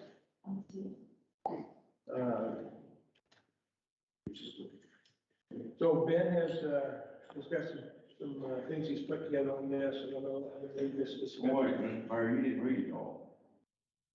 Establish inspection fee, I figured that everybody can read, but establish an inspection schedule, criteria, and authorize the city administrator to enter into agreement with East Wise Fire Rescue and Modern Geosciences to provide commercial safety inspection services. So, as Stephen mentioned, the council adopted an ordinance in January that granted authority for safety inspections. Initially, we reached out to the individual that had helped to set up the city of Denton's safety inspection program. I think his name was Rod Weatherby, and we had been in conversations with him. And at the same time, the council said, go work out a deal with the Eastwise Fire Rescue and then bring that back to us. So we've been working with Eastwise Fire Rescue on what that would look like. We've been working on a budget from the standpoint of equipment that would be necessary. And we had incorporated that into the budget conversation as well. So we were working with Eastwise Fire Rescue to work on a 5-year budget estimate, what they would need equipment-wise, things of that nature for the safety inspection program, while we were working with Rod Weatherby. Probably 8 weeks. Rod Weatherby with? Rod Weatherby is an independent. He worked for the city of Denton, started it there. He does the inspections for the city of Decatur. He does the inspections, I believe, for Boyd.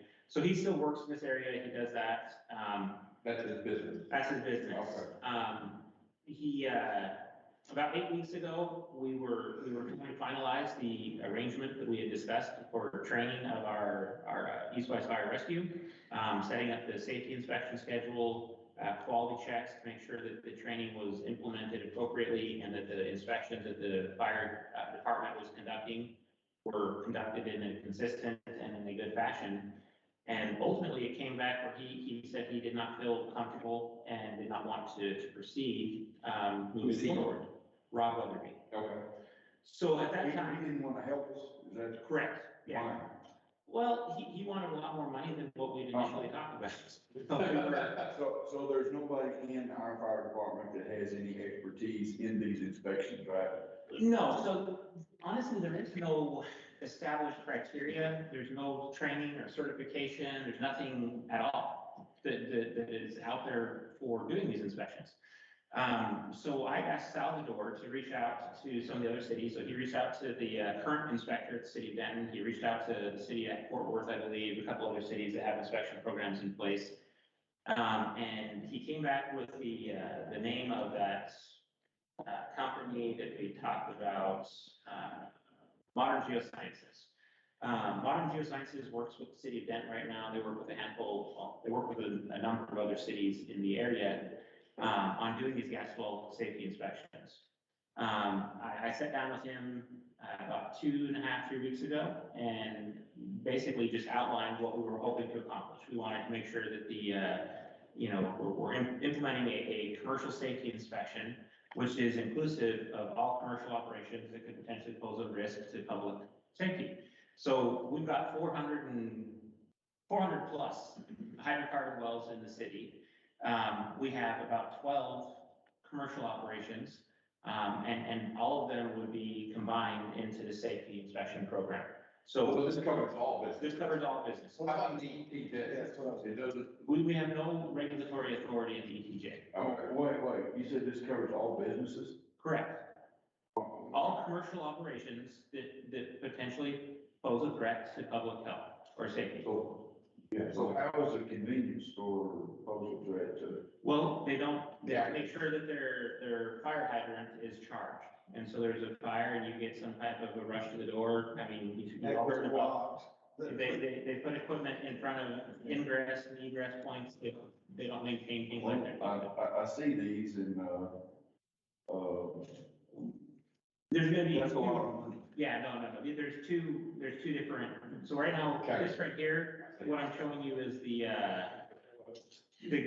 hydrocarbon safety inspections. the car. Correct. So when we talked to Rob Weatherby, we talked to them, we started setting up the fees. I think we initially, said, fees probably $1,000. And again, we were ballparking That's the it. figure We were ballparking it based upon what we anticipated. We still have not gone out and done our full due diligence as to what it will end up looking like. When we met with Modern Geosciences, they came back and they said, you're significantly undercharging for the fees that you should be. And I asked him to prepare some references that he could get back to us. This is what he sent to us. And then in addition to that, he said, one of the things you need to understand is most of these wells that are drilled post 2015 are required to do an annual filing in order to be compliant. And that inspection cost is $500 to $1,000, depending upon how many wells you have, things of that nature.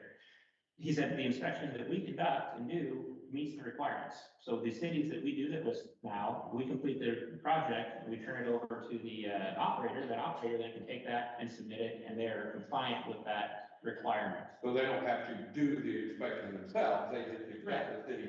So it's dollars being spent here instead of dollars being spent there, and there's some value adds to it. They pay us to basically do their job.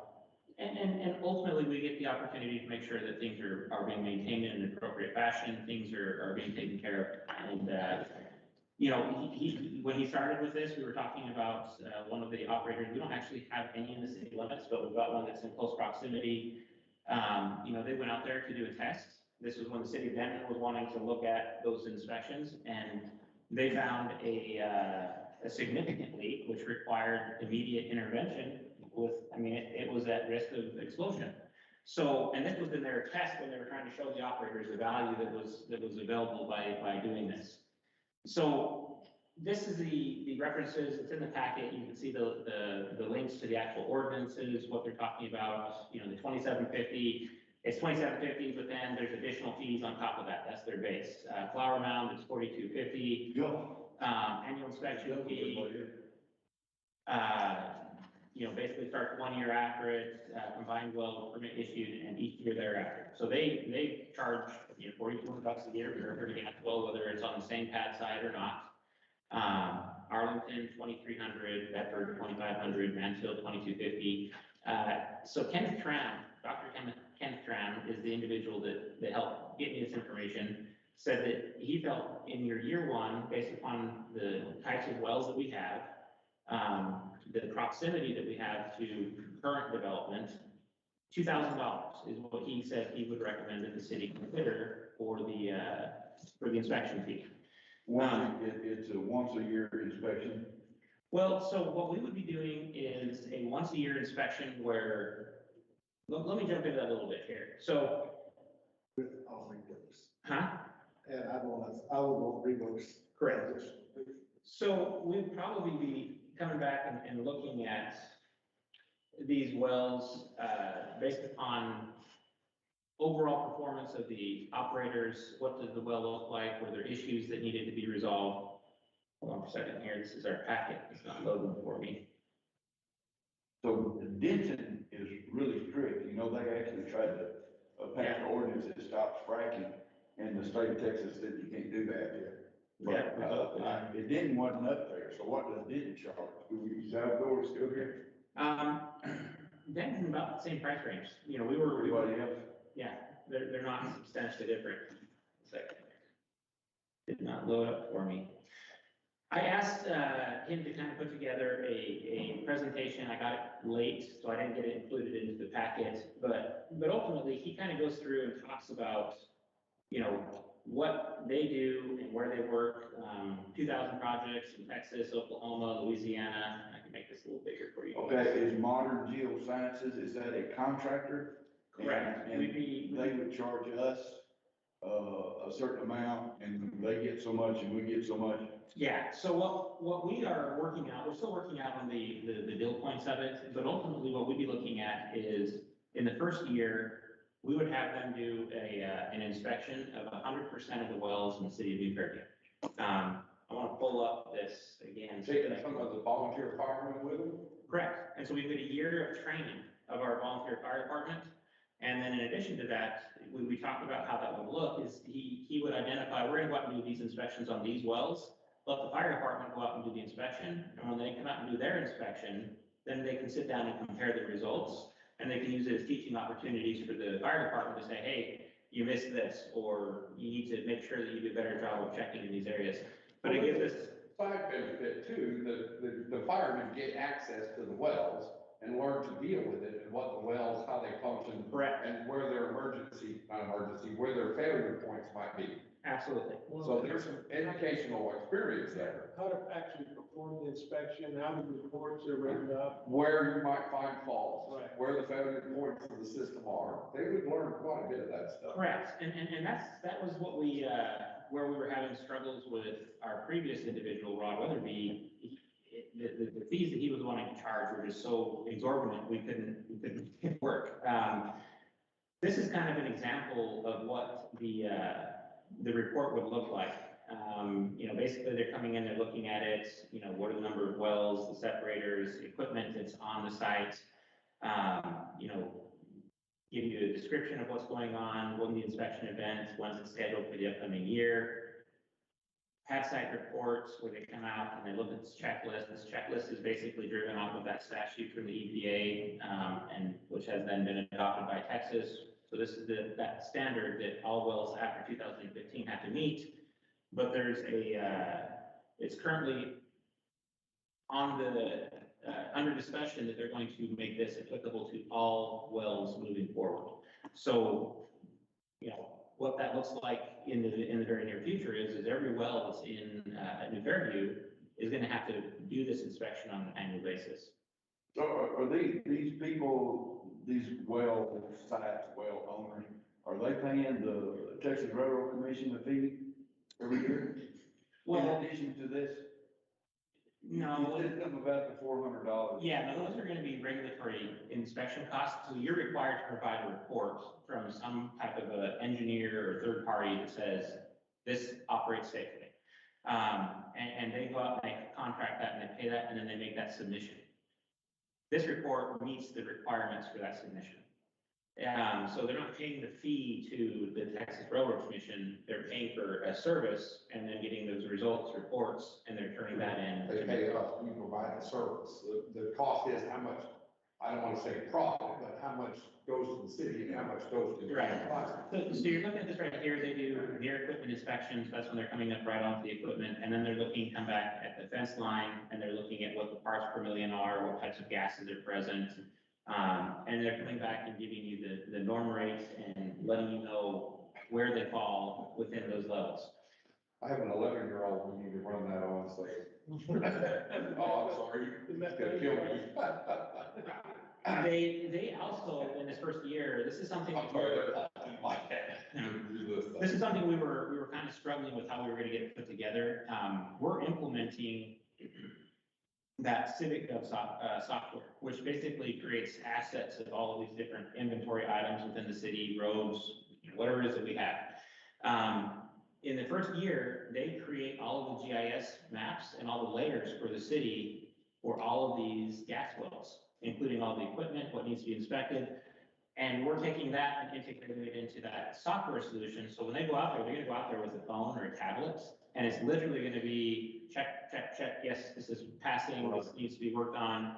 And when it's all said and done, they do their measurements, it automatically gets this, it will populate the report. The Again, inspection fee for $2,000 includes all the components of that well. correct. So when you get down here, again, they provide all the information in graphical formats. They give you photographic documentation. Here's where leaks were occurring. These are areas where they need to be fixed. I'm just curious what high sensitivity mode is and what camera, but we don't have to discuss that. Yeah, we can get you that information if you want, but ultimately, there's a flow valve right there. You can see that there is leaking out in that camera that they have. What's the density graphs? In addition to that, they come out with a sniffer and they do that near equipment to actually take the measurement of parts per million. So they're looking at it visually and they're also doing chemical readings. But you can see they're inspecting all of the equipment that's there on the pad site. Documenting, areas where there's issues or things that need to be done. And this is that GIS map and layer that they actually bring back. So When they feed it to our software. correct, when we go out there after year one, they'll be able to pull this up. This will be on the parcel level data, and they'll be able to just click on A, and it'll pop it up and say, for section or for item A, these are the things that need to be inspected. You go through, check your boxes, take your pictures, and it will automatically build this inspection report. So what we talked about is year one, they come in and they do an inspection on 100% of the gas wells, hydrocarbon wells, whatever they are. Year two, we establish some degree of independence from them, but they stay part of our workflow process. So we send out our fire department to do the inspections. They conduct the inspections. This gets generated and gets forwarded through our workflow process to them for a quality check. So every single inspection will end up on their desk. We'll pay them a fee for a review of the application. Also, they're the people that have the ability to sign off on it and say, yes, this is compliant with what we need, which makes it compliant for them to pass it off to the regulatory authority. And then we contract with them to come out and do just a random quality check of the wells that are being inspected. So how long is their oversight gonna have? Do we have the authority to send in our report by ourselves? I would say we never get rid of our oversight. They will always have oversight. We don't have anybody here that's got a PhD, which is focused on doing this type Well, of. are they certified by the state to Correct. supply those? Yeah. Okay, so you never lose that oversight. You never really lose that oversight, and it creates that second level of security, making sure that, we've got people out here that are doing it. These people are the professionals. They get to work with them, interact with them, and they get to do those QCs with them, where they come out and they randomly select 10% of the wells, or whatever it is, on an annual basis. And they come out and they do the inspection and make sure that. What we did. Correct. Were there any differences that were substantial? Is there something that they need to do in order to change and teach and train the fire guys? Yeah, did somebody miss something? Oh, here's a learning lesson, all right. Mhm. So what's this 100% inspection and oversight? What do the dollars look like going down the road? So those numbers, they're still getting me back the cost for equipment, stuff of that nature. Part of it is those 2 inspection vehicles that Steve was talking about. Those would be utilized to go out and do these safety inspections. How much equipment is it? Huh? This is, No, you have to have a vehicle to get them out there with the equipment in the back of the truck. But they could A be- contractor doesn't provide their own vehicle? They're gonna do that in year 1. I'm talking about when we take them, our fire department people going out and doing it. is it a truck worth of equipment though? It's an SUV is what it is. And it's full of equipment and you need that equipment plus the vehicle. Correct. But in addition to that, that vehicle gets to be used as double duty. So when they're doing responses right now, they're having to roll that fire truck out there to areas where they don't need to have that fire truck roll. So we're We're working. putting miles on it when they don't need it. Correct. You're wearing out that expensive piece of equipment that's $350,000 instead of a $60,000 or $70,000 SUV. So put your miles on that $60,000 or $70,000 SUV instead of putting it on that $350,000. So let me ask you, is the equipment such that you put it in the truck and then you use the truck and take it out? So that the vehicle then becomes dual use for everything else or anything else? Well, from our standpoint on the city side, those vehicles would be used predominantly by the fire departments in doing those safety inspections. And they'd be made available for them for their use in doing safety inspections. But if they're making a call, if they're responding to an emergency event in their normal business, they could use that vehicle to make those responses as well. Plus there's other business, whatever you just said, yeah, other oversight. So you're looking at $70,000. How much is the equipment that you need to do these inspections? He's gonna get us, so the list of equipment that Rod Weatherby was putting together for us is a different list of equipment than what this group is putting together for us. So he's gonna give me those numbers. I don't know what those are off the top of my head right now. I can tell you, year 1, the cost of them coming in and doing all of this is gonna be, I think I put it in the agenda packet, $270,000, $280,000 for them to come in and do that. These are all offset by revenues generated by the FIDA. So it's revenue, at least revenue neutral, if not adding additional dollars into the city. So there's 400 wells? Besides the 400 wells, how many other businesses do we have? Sure. I'm gonna let you. Okay, I don't know who. I'm wondering, you're saying you're gonna have the fire department doing this, isn't your fire department currently volunteer, and are you planning on paying them for the time it's gonna take them to inspect all 400 wells every hour? Yeah, so that's something that the fire department and this city have been working out. So what they've agreed is that they will come back in and they will get paid a per well inspection fee. Okay, so And- it's not, you're not including what you're paying them, and what you're saying you're saving. No. Well, but the other thing about this though is that they get the use of this equipment that these inspection fees are making. They don't have the money to go out. Right now, their command vehicle has almost 300,000 miles on it. They're worried it's gonna break down any day. They don't have the money to go out and get it replaced. This gives us an opportunity to provide additional services to the community without impacting the tax rate. This is gonna be covered through. Like I'm saying, currently, the volunteer fire department means they're not being paid for their services now, they have outside jobs, so are you going to? No, they are paid by the county. They're giving us stipend. Yeah, I know, but I'm talking about. the Yeah, the individuals are not. No, The they're individuals are not they're being volunteers.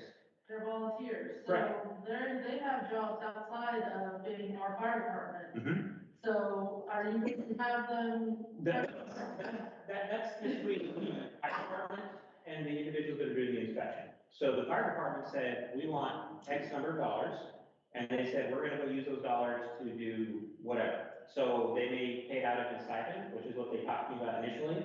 Then they said, well, maybe we don't want to pay out a stipend, maybe we want to use those dollars for other pieces of equipment or other things. But ultimately, that's up to the fire department. We don't control them in the extent that if they contract with us for service, if they provide us the service, we pay them for that service. I'm still just not understanding that the individuals that you're gonna have to be going out there, they are volunteer, which means. Correct. And so right now, to give you an They have example, full-time jobs. well, to give you an example, right now, they spend a weekend once a quarter to raise $14,000. This right here provides them almost $290,000 in revenue. So if you just took the time of those guys standing out there on the corner for 3 days a week, or 3 days every quarter, they're gonna be spending less time doing this than they would doing just their boot drive. And they're generating substantially more dollars, which are gonna be used to improve the services for the entire community. But what's an inspection? How long does it take to run an inspection on a well? There's a lot of points here. Correct. It's a So 4-hour job. this one right here, you've got one pad site, but it's got probably it's got 12 wells on it. 12 wells, right. So you know, this actually is gonna be a lot faster than it would be for some other communities where they've got 12 wells, but you've got to 12 drive to 12 different locations. But again, that first year that we have, it will help to establish what those what's that timing look like. So how much is it gonna cost the city? This is a revenue positive. So it's not gonna cost the city any money up front. The city has already budgeted to spend $110,000 on equipment for the fire department this year. That's in the budget that the council adopted already. Now, I told them that we're not going to spend those dollars until we have the fees schedule adopted and we've got the inspection program put in place. So outside that figure, it's not gonna cost the city any money at all. Well, so this is tied to another one of the agenda items that we're gonna talk about on G. Mayor, do you mind if we kind of combine the two of these for a second, or? Let's do it. Anything to speed it up. Okay. So if you look at the budget that we have right here, we've got $110,000 for equipment and for implementing the safety inspection program that we anticipated. In public works, we have an additional $108,000. So between the two of those, we have around $220,000 that we were planning on spending this year to purchase equipment. We have a substantial shortfall for this streets project that we're trying to figure out how we're gonna close that gap. I reached out to our financial advisor. I brought in government capital to come in and talk to you about what it would look like if we were to do some type of a financing arrangement with them. So what I'm proposing is we take these dollars that we've got budgeted for the current year to be spent, and we take those dollars and we dedicate them towards the streets project. And we put off the payments for these pieces of equipment by doing that financing. So let me show you what that would look like here.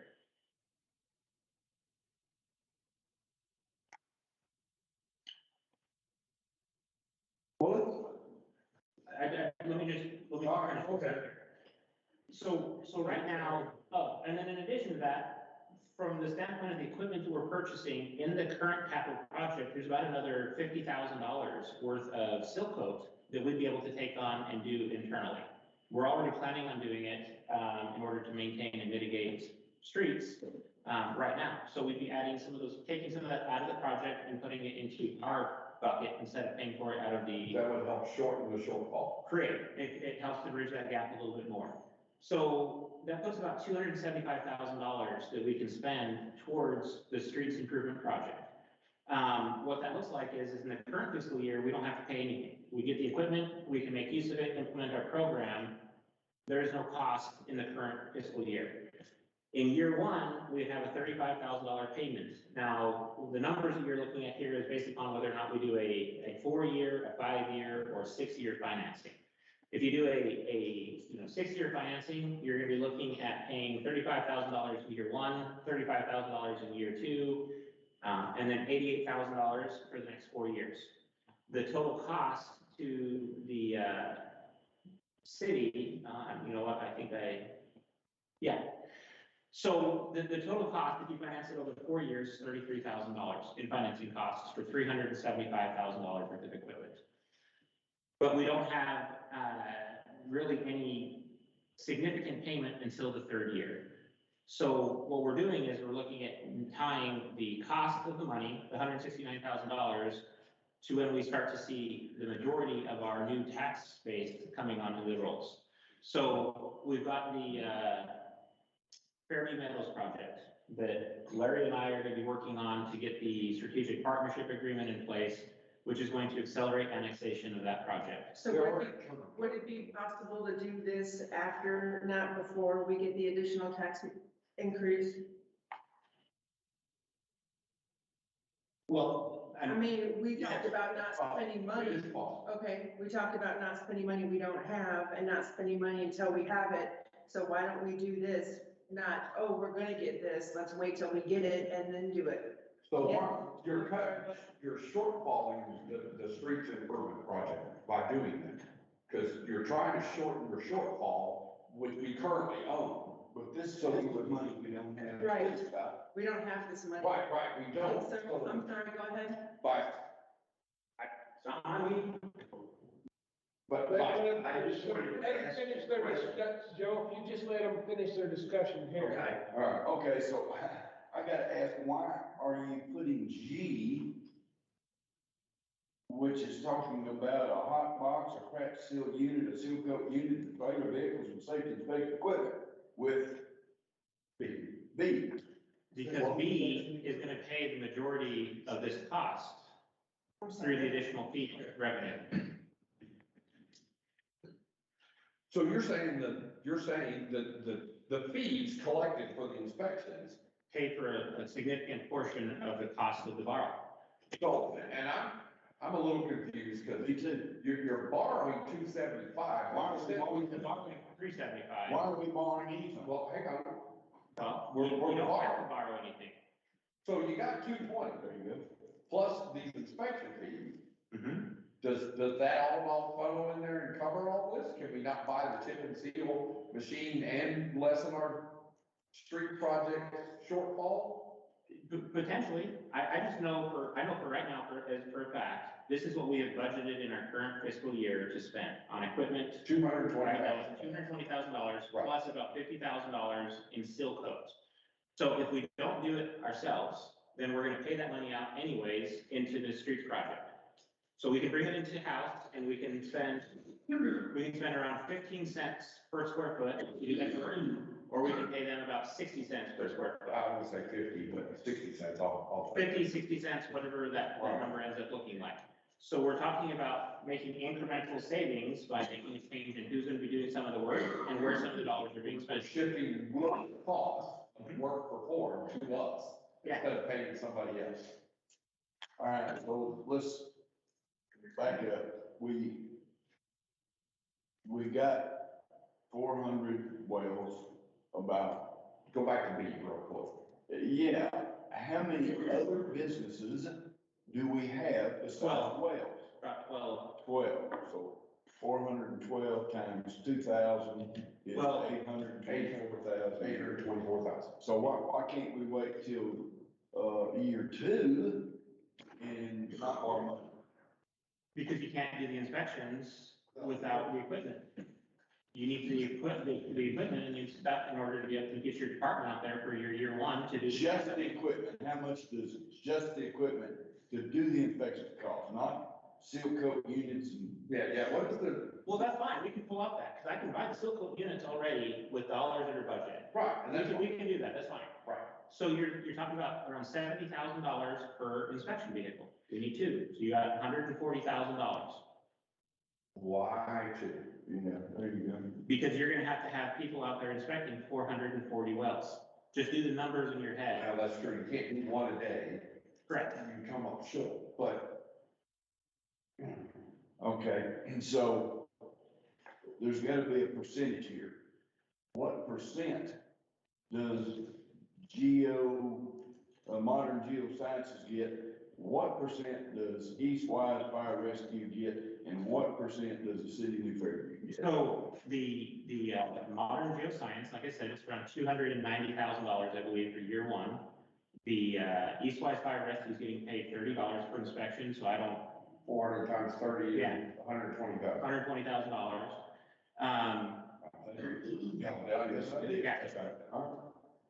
And I'm not a mathematician, but that's right. I can do that. And there's gonna be some, there's always gonna be some unanticipated expenditures. You go into it and you have the best case scenario and you don't know exactly what that's gonna look All like. right, so we lay a fee down, we get 824,000. We have to spend 70,000. And I can see one, and we start staggering these. Mhm. I can see one truck plus equipment costs what? Equipment's $70,000. And the vehicle 70,000. No, that's the equipment with the vehicle. Oh, with the equipment. Per unit. And again, I don't have the final numbers, as I told you. Right. The final numbers on the equipment that's being requested by this group versus the equipment from Rod Wrong. Yeah. is gonna be different. So I don't have those final numbers. Okay, so let's move forward for a moment, because we're obviously not gonna make all these decisions tonight. At least I hope we're not nailed down to do that, and if we are, we probably won't. So $70,000 gets us one truck, 140,000 gets us two trucks. The first year we take in 220, what did I say, 224? 820. So we spent a fourth of that in equipment. We're gonna spend another fourth on geosciences, so that's half gone. And then we're gonna spend some odd number, because it was 200,000 geoscience. You're gonna spend 60% on costs, at least. Right, so what I'm getting at is we're going 50 plus what Eastwise gets some. Mhm. So we're still making money off of that. Yeah, now, so when you look at the numbers. Julie's original question is it cost neutral? So I think long road, we're getting there, it's a little better than cost neutral. And who's paying the money? Who's The paying? businesses, the gas pumps, Operators. the operators of the gas. It looks to me like we're 300, But- or 350, it's north of 350 positive. Well, so there's some other costs associated with this. So we've got, training. It's possible, It's cost plus. we get more. We're gonna have to do some training and we're gonna have to do some recruitment in the fire department, which is what we talked about. So we're gonna spend another 30. A year. Well, let's take all that off, let's focus on B. You're right, he kind of confused, he kind of mixed all that in there and it got me lost too. So let's stick on B here. That interest was for total, for the loan, not year one. Well, I mean, you're gonna confuse the person by a little brain. Okay. Well, why do we need $275,000? I still don't understand at this point. But I'm saying that if we take 824,000, Uh-huh. we're still coming out on the good side of that Mhm. for the first year. Yeah. And it gets better after that. Where does the 275,000 come in? These are dollars that we're gonna be spending sooner, at the beginning of the year. Those revenues are gonna be coming in over the course of the whole year. So this is cash flow, really, is what you're talking about. Okay, so you We need need the to- equipment and the setup We need and the all of it. equipment, we need that stuff, and we need to finish that road project. That road project is they're gonna start putting asphalt down on Thursday. So, we're gonna start spending those dollars, and we need to close that gap as quickly as we can, or else we're looking at mobilization costs again, we're looking at coming back out. I see I see where you're going with this. So we don't have $824,000 in our little pocket at the moment we say, No. we're doing this. Correct. We don't have the money. Mm-mm. We need 275,000 to sink us. Is that what I'm seeing here? $275,000 is your savings. If you look at the packet, the loan amount is $375,000. 375. That gets us a. Loan. I agree. So that's still, It gets us a seal coating unit, it gets us a hot box, it gets us the 2 FTVs, and it gets us the, some gear and equipment. that we okay, need. so it gets us two things. It gets us go on the inspections and it gets us go on saving $275,000. Because we have the equipment to do the work ourselves, Not the full $275,000, it's gonna save us about $50,000. $50,000 that we're gonna reallocate from the bond program project. We'll pull that out, we'll come over here, take it on ourselves, and it's gonna cost us about $16,000 for us to do it instead of have them do it. What's the loan cost? 33,000 over 33,000 over 4 years or $46,000 over 6 years. All right, so, You're talking about anywhere between $7,000 a year to $8,500 a all year. right, so we have invested $824,000. We just don't have the cash on us. So I want to go to the grocery store and buy some food. So what you're saying is we take a loan out for $375 to get this equipment to help the streets program and to start go on this well inspection stuff. Correct. And it's gonna cost us $33,000 over the next 4 years. But the first year, let me finish the thought here, the first year cost of, what were the cost of the 375 pays the equipment. So we owe 200,000 to Geo, another 50,000. Say 300,000 to Geo. Yeah, 300,000. So that leaves us 524,000 at the end of the year that we have on our pocket. Well, no, you've got 300,000 to Geo, you've got $120,000 to the fire department, plus we have training and recruitment efforts for the fire department. But like I said, the number is not going to be a huge delta difference what you're talking about. We're talking about matching fees to the cost of implementing and running the program. Right. May it generate some positive? Yes, we're going to shoot for positive. Will it go negative? Absolutely not. Right, so I'm trying to see how the cash at the end of the year covers all the stuff that we want to do. That's the point I'm trying to make here. So if I end up with more than $33,000 from my inspection fees, then I've covered the interest on the cash flow loan that we took to begin with. You cover the cash flow or the cost of interest on the savings of the seal coating that we're taking in-house. And That alone, you more than meet your cost of, your interest costs. accountant I'm not, Did you but want to, I'm sorry, did you want to say something? Yeah, See he him just when wait it for comes- this to- yeah, He might have something to add. go ahead, Joe, You can figure it out while I'm talking. yes, right, I'm gonna talk numbers. Do you know how often the gas well companies check the gas wells every day? No, they don't. Yeah, I do. How, Depends on the gas well, how close the proximity is to it, but they will do generally, if there's any type of a drop off on their gas, they'll do inspections more often, but they don't do anything more than every year. The people that are coming out on a regular the basis, gas well companies are checking it at least once a week. no, they're not. I can promise you that because I can. Now, the second thing I like. Well, let me finish. I can promise you this because I went out there we've got a gas well that is right on the property or on the city limit line. And, you remember Sunset Mesa? The city council approved that up there. They built a road which obscured their right of way to access their gas well pad site. That road was built over top of that gas well pad site. The operator did not know that occurred until about, 3-4 weeks ago? It's been a year, a full year at least, where that thing's been under. But do we know that's true on every gas well and every, I'm not telling you it's the same. that's what, okay, What I'm so, telling you though is the people that are out on a gas well pad site on a regular basis are the people that are coming out to pick up the drip, or to pick up the salt water, or to pick up something else. Okay, so. You'll have pumpers that are out there operating and they're making those rounds on it and stuff, but, for the most part, as long as it's drop off, and this decline curve is all in line where it's supposed to be, and they're seeing no fluctuations in that, they're not coming out there. Those are closed systems, they're not really making a huge investment. I can see that. Do you know how they are using technology, checking all the gas wells 24 hours a day? Yeah, I've seen a lot of the new stuff that they're putting out now. They're putting a lot of high tech on. Yeah. They don't no longer have the wheel charts? But they built the towers about 12 years ago. They still have wheel charts. Who still use the wheel charts? So, they have the towers that read the information. Right, I see the old antennas. Yeah.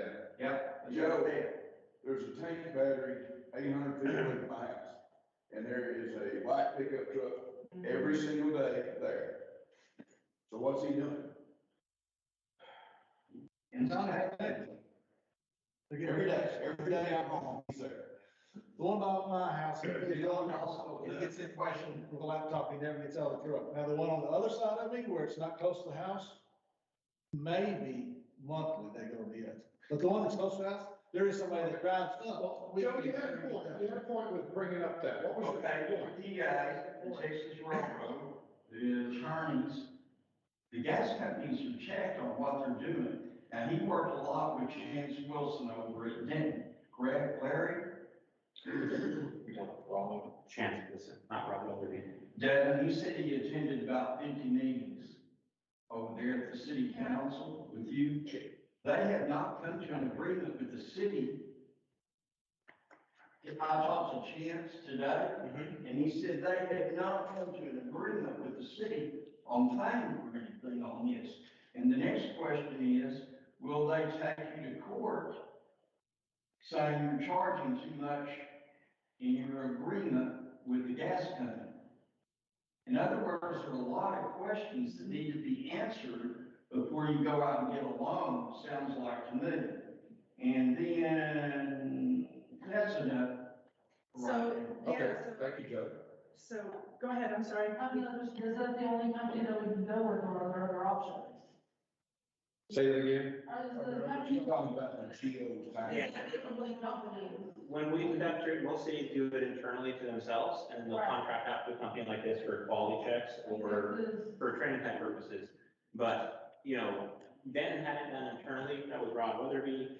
They phased Rod Weatherby out, and they brought in this company to So basically what I'm asking, is there other options that we can look into that might be less expensive? Like, for example, using the UNT Environmental Sciences and their on-site groups, that they send students out to teach them how to do this, teacher on site, teaching the kids how to do these inspections and get certified. we could absolutely look at other options along those lines. Thank This is you. a good group. So, Honestly, guys, if you don't want to do the safety inspection fee, we can scrap it. I'm all for it, but, and, you know, they're gonna pay it. I mean, they're doing it everywhere now. We only got a few examples, but almost every city is doing it. Yeah. But the thing is, with, like with Devon, when Devon was here, money was no object. They would fix your road, Markdale.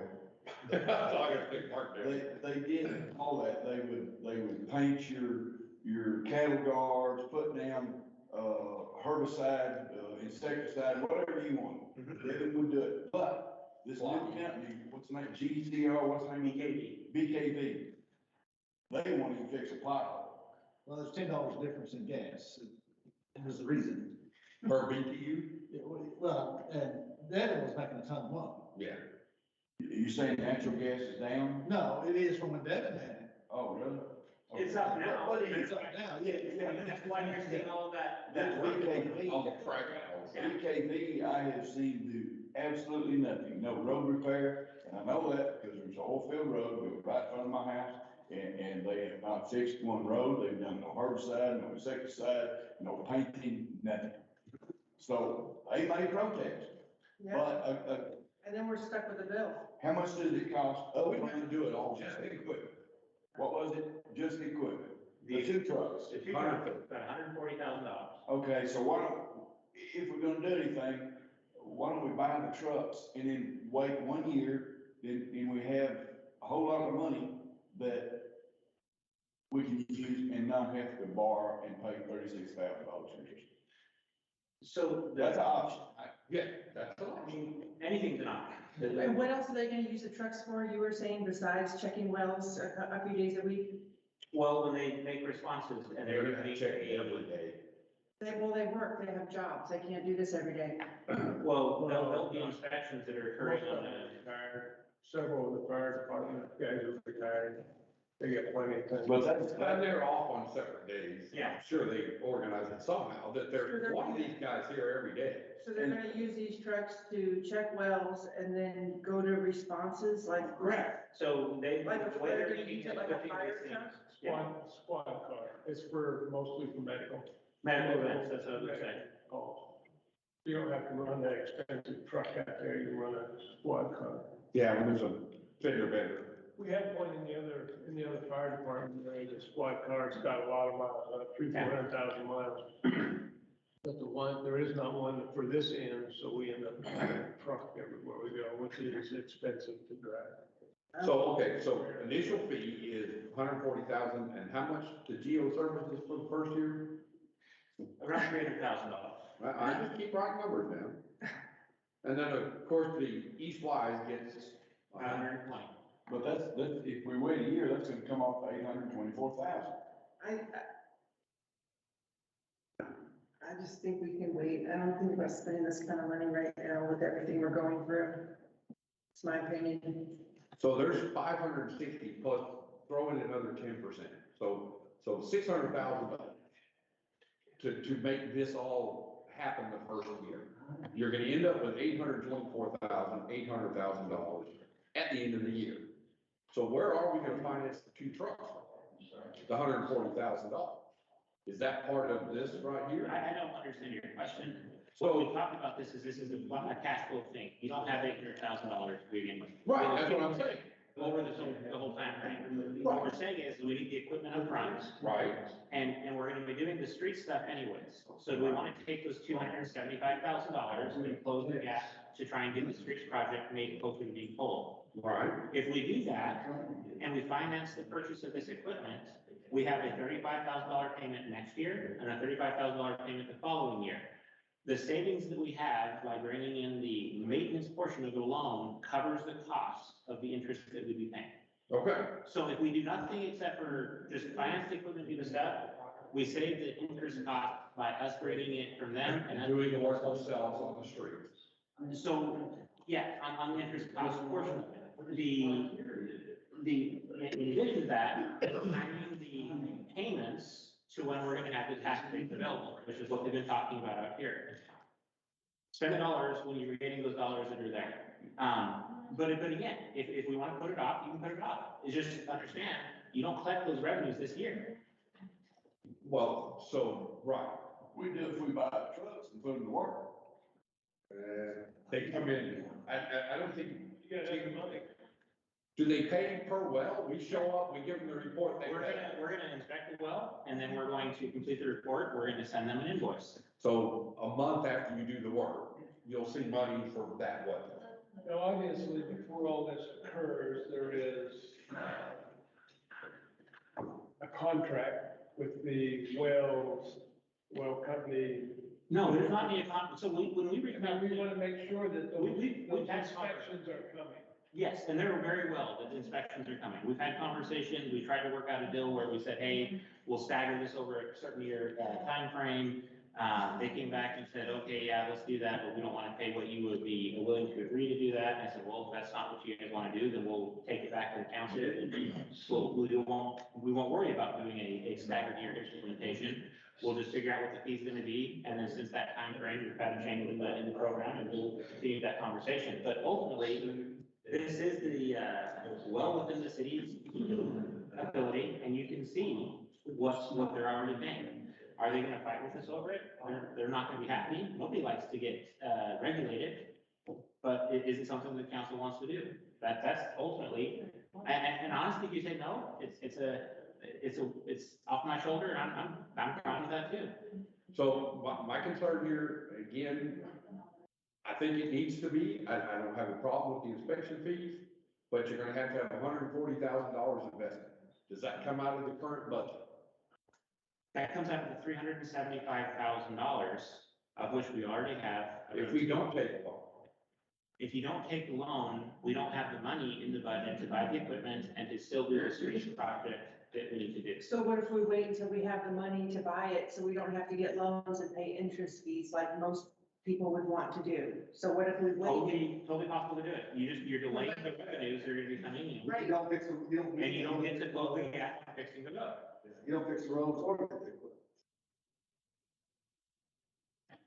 The interest is paid for if we get the inspection. You hope. I mean, like you said, if they pay it, if they don't create fuss, if it all goes smoothly, awesome, but we don't know. Well, they're doing it, Steve said a minute ago, they're doing it all the way So around. we're gonna bank on that. We don't have a contract, yes? Go ahead. Where we were supposed to get this huge influx of revenue on these batch plants that we got. And somebody changed the rules. Yep. And that didn't happen. Yep. And so for a 4-year or 5-year commitment to something that we don't regulate, that somebody else can change that rules, it's just a big if, Right, in my opinion. and then we're Using stuck with the a payment. batch plants as an example. So we do regulate. The statutory authority for basically regulation of public health and welfare is well established. That's something that's been upheld in the courts many, many times. I'll let Larry speak to that. That's a good point though, Harvey. We took on, it's just a batch plant, but there was this large revenue and Oh, now yeah. they're down to here. We were promised all kinds of, we're gonna get this, we're gonna get that, none of it happened. So, I just say we don't get in debt right now. We've got other things that we're facing that we need to handle, and maybe we can do it when we have the money to buy it.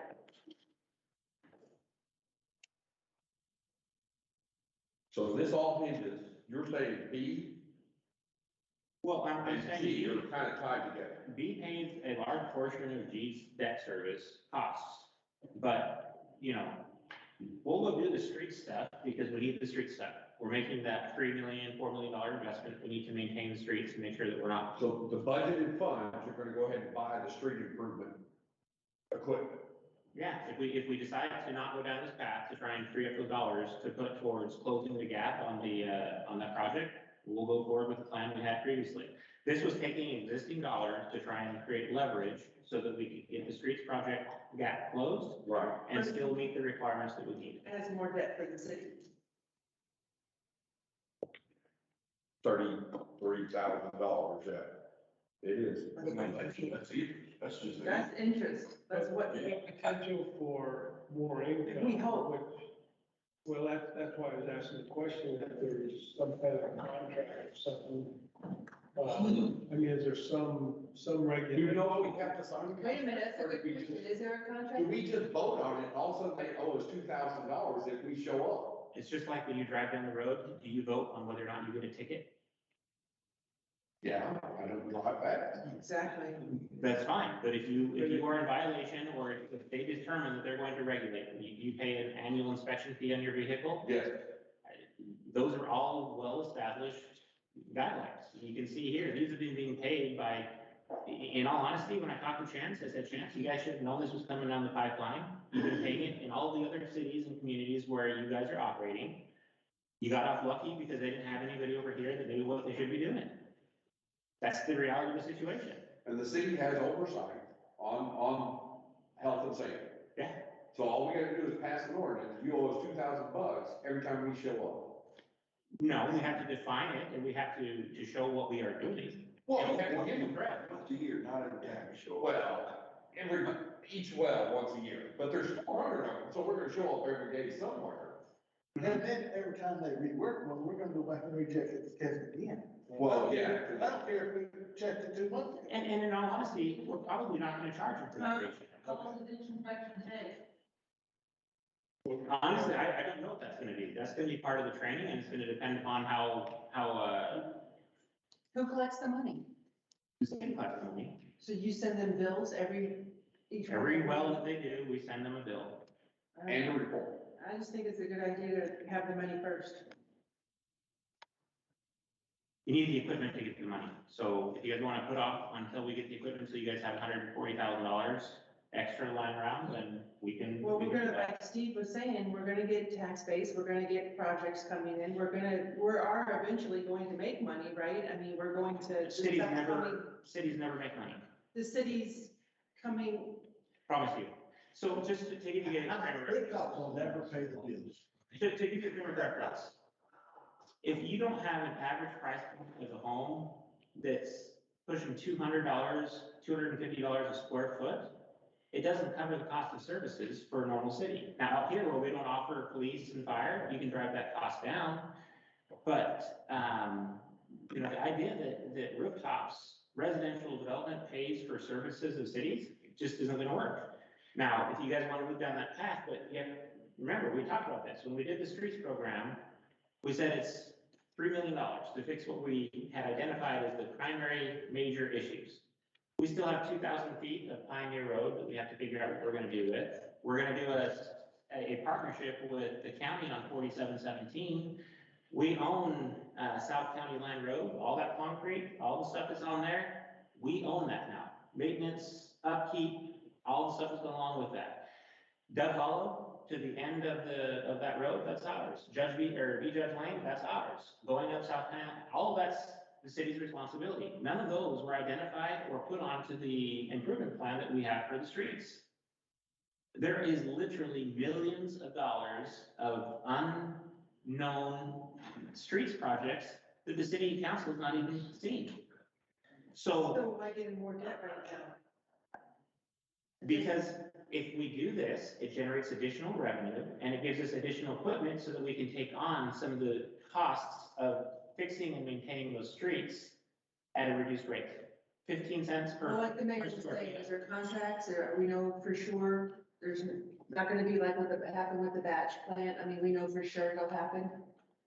What, he said there is no contract because it's, it's kind of like, So what if if they you bought it? cheat, you get a ticket, there is no What if they contract. bought it of the oil wells or the oil companies, or they don't just wanna hand us over thousands of dollars? So if they buy us, then I will call up Grand Prairie and I'll call up Flower Mound and I will call up Arlington, I'll call up Bedford, I'll call up Mansfield, I'll call up Fort Worth, I'll call up Denton, I'll call up every city in this area and I'll say, hey, we've got an operator that's wanting to fight with us over our ability to regulate this. And we will have every one of them write us big fat checks to go fight that oil company. Because they know they're coming for them next. Correct. So you're basically, you're paying forward money that you haven't earned yet. We're taking dollars we already have budgeted, and we are putting them towards the streets project, $275,000. That's what we have in the budget right now. We could go spend $275,000 and not have to issue anything at all whatsoever, because it's already in our budget. Right. But if we go spend those $275,000, we still have this big gap on our street project. What I'm trying to do in this conversation is reduce the gap on the streets project, still implement the program so we can generate the revenues, improve outcomes with the fire department because we're getting them improved equipment, and we generate revenues that help to pay that interest cost that we're talking about. So we're spending dollars, we're basically taking the money that was on the table already, and we're shifting it around on the table, and we're gonna spend it on the streets instead. We're gonna take out a loan in order to buy that equipment so that we can go implement the streets program, and we can go out and do the safety inspection program. To get income into the city. Correct, and savings for the maintenance work on extending the life of the roads. Well, and these fees are gonna cover the cost of interest, and we're improving the fire department. Correct.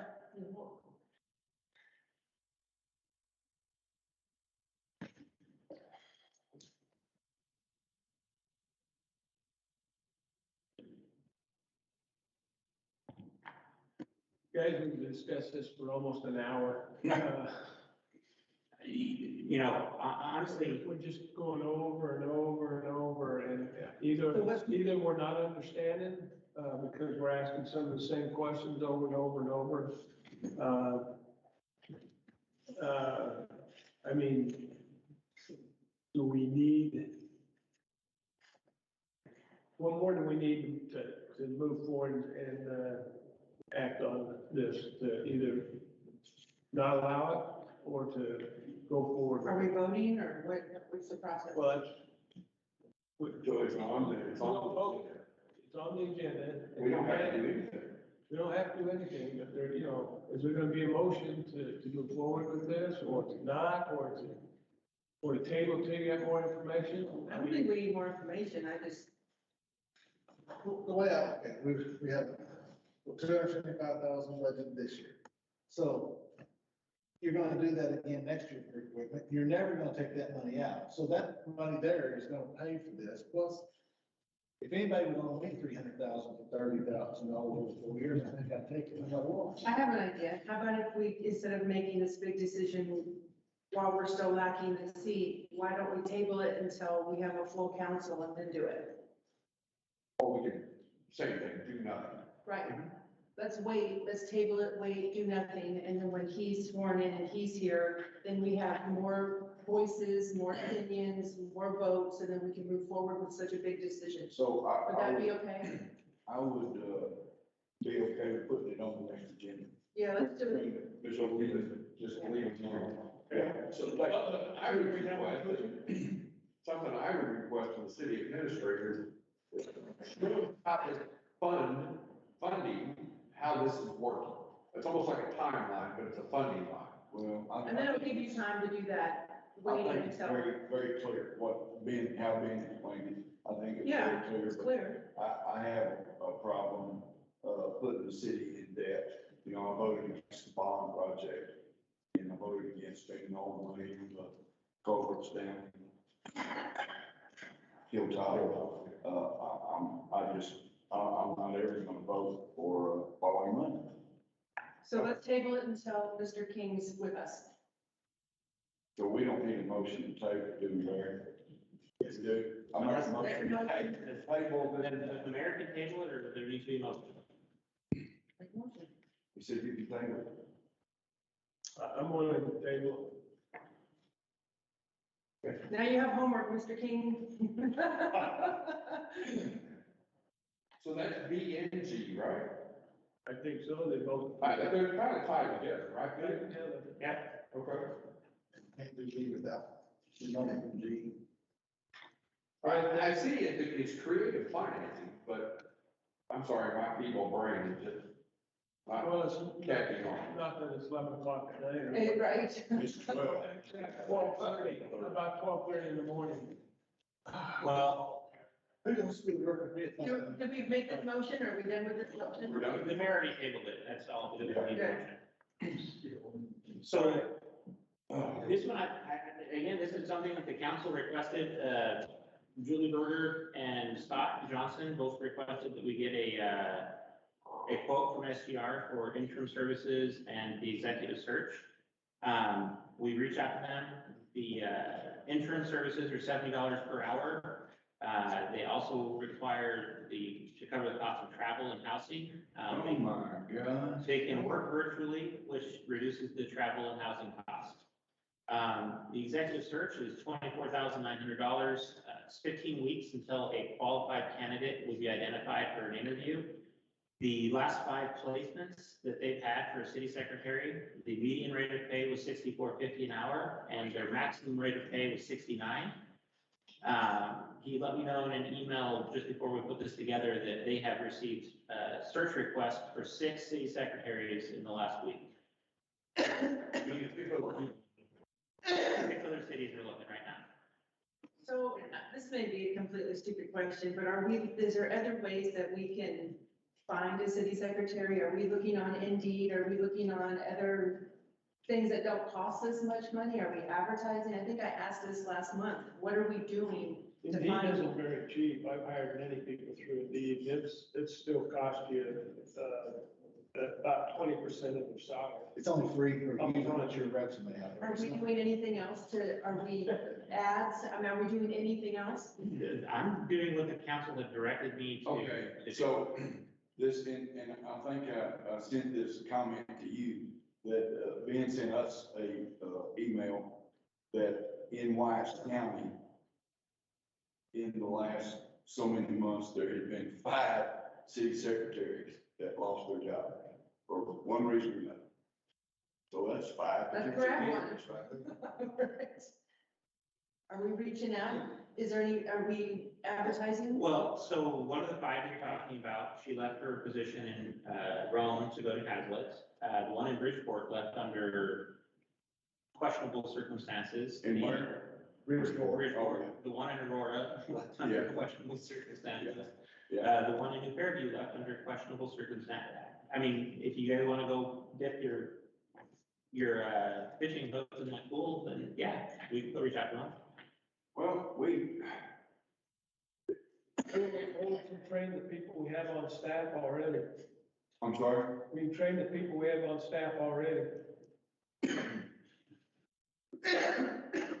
Well, I'm certainly never gonna support hiring somebody for $70 an hour plus traveling housing. Or pay 25,000 to get to find somebody and then still owe So I guess I'm- $65 an hour. I guess I'm still asking the same question. Are we doing anything else to find one? I think we can advertise. Are we advertising? You want me to put an advertisement in Wise County Messenger? Where would you like us to? Yeah, What is it you guys want to spend on this? Because I just want to have some. Well, you know, I saw this again, and there was hundreds of city secretaries in Texas for both city and county. And the lowest salary was $24,000 a year. And I'm sure that's a city that maybe meets, you know, whatever the minimum is. They have probably no employee or one employee or whatever, but there was 24,000, there was 30,000, yeah. there was 40,000. What they're not explaining to you is when you're looking at the $24,000 employees, they work 5 to 10 hours a week. Those positions you're talking about are not full-time equivalent positions. So what they're telling you is if you go out to the market right now, and this is all they do, is research and searches for these types of positions. That's what the market rate is right now. We don't live in the middle of nowhere where people don't have an option. We're 25 minutes from downtown Fort Worth. We're within, what, an hour of probably 50 cities, all of which are going to have to pay a market rate for what people work in this area. So I'm more than happy to go post advertisements in Wise County Messenger and do all of that type of stuff. What is it that the city is willing, I'm gonna have to write a description from the standpoint of rate of pay, you know, this is what we're looking at. What is the council wanting to pay for this position? What do they feel is the value that they want to do it, and where do they want, how much they want to spend? And the qualifications, I mean, are we looking for a full-fledged city secretary? Training and certificates? Yeah, there's gonna be people out there who've got 6 months experience, and others probably got, But are they certified? 40 years. Are they certified? Well, let's. That's what I'm asking the council, do we, I mean, are we just looking for a warm body? Or are we looking for someone that's certified as a city secretary? That has the credential? If there's $64. Because that's the difference right there. What can we afford? Probably not that much, but. What can we afford? Especially when we have. Do you know what we can afford? Well, we have budgeted 30, just right at $30 an hour. So let's start there. Well, Let's start with what we can afford and see what we can find. we hired, Pat and Monica within 6 months of each other, and, I think we paid Pat $12 an hour, we paid Monica $10 an hour to start, and there was no benefits, of any kind back then. And I tell you, the world is a totally different place today than it was then. I mean, of course it is, but let's start with what we can afford. So is the council saying they just want to keep the budget flat where it's at right now? That's what we were advertising the position for, is the current budgeted dollar amount? And Yeah, back yeah, to the what are your mayor's point, qualifications? how much qualification can we get? Or do we want to advertise it for? Because you gotta get a resume, it's got the right qualifications, before we waste time to interview. I know Ben's in the business, but I do believe we can get a city secretary with experience for $50,000 a year. And then what if, and then maybe she can even be in the process of getting more We can do that. certificates if she needs to. Yeah. Or he, she or They he. got, Experience. I agree, yeah. What, So how yeah, much- it took, So $30 an hour comes out to 62,000 a year. but it took Monica 18 and a half years to get to that point. Well, not if we trained her to begin with, if we put her through and got her listed in the, what's the group?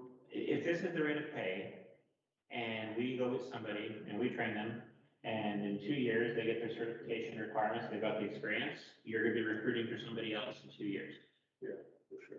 Well, we'll worry about 2 years and 2 years. If you have to do right now, because you don't know, we don't It's not know. gonna happen here. We may Huh? find somebody who loves it and wants to stay. What's the say that's not gonna happen is it's. Right. Sure, yeah. Well, if we get 3 of these big subdivisions online Exactly. in 2-3 years, then Right. Well, in our current we may need 5 cities. Right, exactly. So let's do what we can do right now and not worry about 2 years and 2 years. How much So we don't, advertising is not inexpensive? How So much we do don't- we want to budget to advertise? I still haven't heard certification. So are we saying we want a certified Texas municipal clerk? Well, certified in what? I guess that's the question, because Monica was, a court reporter, she did municipal court, she wasn't certified. She wasn't certified? Yeah. So let's throw a fish hook out there, and see what happens. Yeah, that's what I'm asking. I say, yeah, so what was the group that certified Texas Municipal Clerks Association. Clerks Association? And it doesn't have to be the Rice County Messenger. We can put a wider net into cities all over. You can go online. There's other ways that we can try to get people interested in coming There's in. cost to that, I don't know what body To put it search in. is. Well, that costs It's gonna something, be but over $100 to advertise for a week. Yeah. $100. really? Yeah. In the paper? Yeah. People don't. In the messenger? They don't even read it. You're right, but it's. Our public notifications in the Weiss County Messenger right now cost us about $900. What? It's crazy high. What a problem, Steve. Wow. I was gonna say, is Richard still here? I know, I did an obituary in Wise County Messenger, and that was $600. Yeah. That's awesome. I did not, we did this one for my dad. It was, It's crazy. he was on the fifth. last night. Yeah, if you're gonna go to an Indeed, you're talking like $3,000 to $5,000. It depends on how that's done. If you're just doing a job. You said the Texas Municipal Clerk Association. Yeah, We might have somebody living in our city. exactly. Is there something that TML has, some kind of advertising? We can put it on TML, we can put it out as Texas. Yeah. Clerks Let's Association. do all that. I say we do all that real as fast as we can. People that are qualified and looking, will look on TMA. Yeah, we want certified city secretary, Yeah. and what's the budget to spend? How many? You tell No, us. $30. no, $30. $30. Advertising costs. Oh, how much we want to Because spend that's not in the advertise. budget. Don't, those not free, TML. TML is probably free, TCMA, it's probably free there too, but I don't know. I think that, So we're looking for three. So let's just do a couple thousand, let's spend a couple $1,000s on it and do a blast as much as we can for that amount of money, see what we get. Do we have that in the budget, or is that? no, we don't have any money in the budget for, So we'll have a vote to increase, add that to the budget. Not to exceed, So I didn't even know Can you take- the chart. Yes, ma'am. Did you reduce the salary amount, since I put the salary amount that you're estimating towards the improvement budget? yeah, we could use You're the looking at $30,000. dollars numbers and reduce the hourly rate of pay. Put $5,000 in there for the salary, and put $5,000 on what we said that the salary for that position. So take it out of that part of the budget. Huh? Take it out of that part of the Yeah. budget. take Okay. that part of the Why budget. don't you just take the job? They're volunteering. She said she'd take it, right there, there you go. I did. Apply. Why don't you apply? Where was the 24,000? Where's the certification? From Do the. you have It certification? wasn't coming from me. Let's interview you. That was accurate. Yeah, question. Well, here's the secretary for us. Those were numbers we You're the had. secretary. There wasn't any place to get them. I mean, I'm willing to do the training, I haven't done the. You put the application in, but we're looking for a certified secretary, that's what we just discussed. Get certified, girl. it takes 2 years, it's an associate's degree to get the certification. How many of the, And Monica wasn't. how many of it is Is our, could have possibly already no. done, I have 2 associate's degrees. and There- almost a there's- bachelor's. You have an associate's degree? I have 2. Do you have 2 of them? Okay, there you go, How just is 2. There's specific, so you have to get onto the Texas Municipal Clerks Association website and look at what the criteria are and see if there's any crossover in courses you've taken versus what the requirements are. But the coursework is all specifically focused on city administration, Yeah. She's basically. got 2.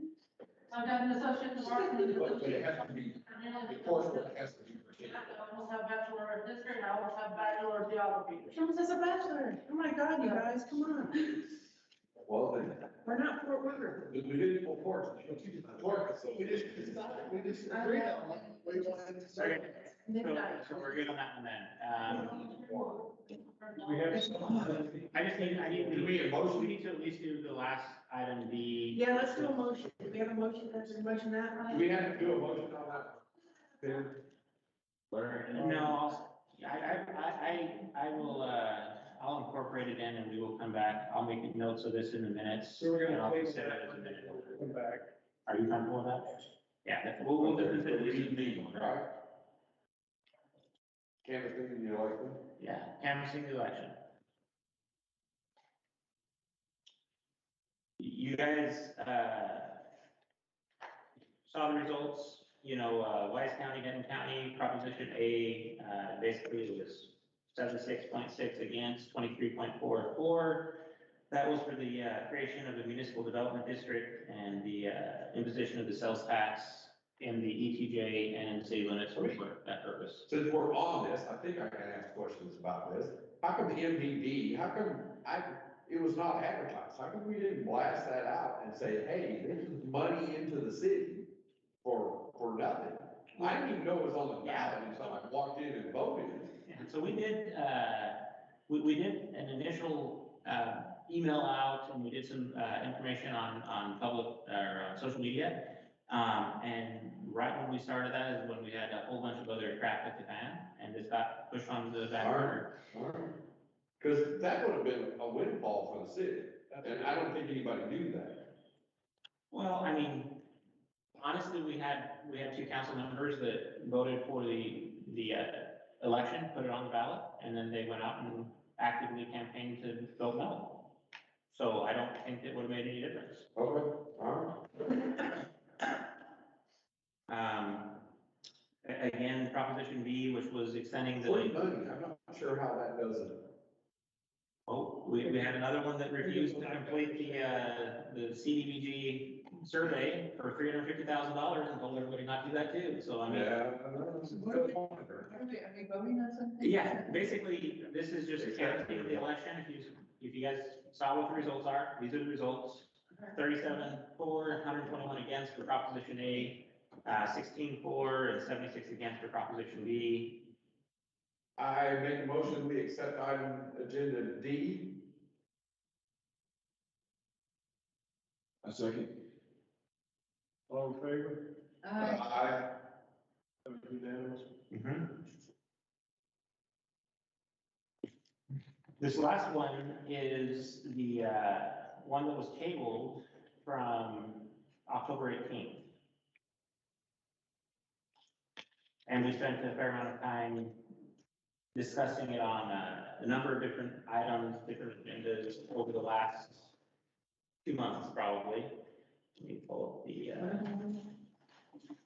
this is item F, discuss the new Fairview City Council procedures, decorum policy, Texas Open Meetings Act, Public Information Act, and recent council member actions and behavior.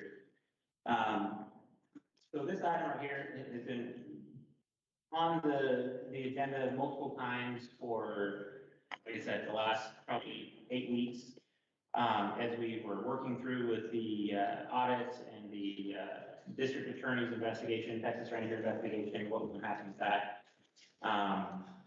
Last week we had a meeting and or October 18th, we had a meeting where we discussed this and talked about the accountability of the members of the council and the council holding the membership of themselves accountable for their actions and making sure that when they state or say or do something that is inaccurate or false, that they're held accountable. In October 18th, the council asked for the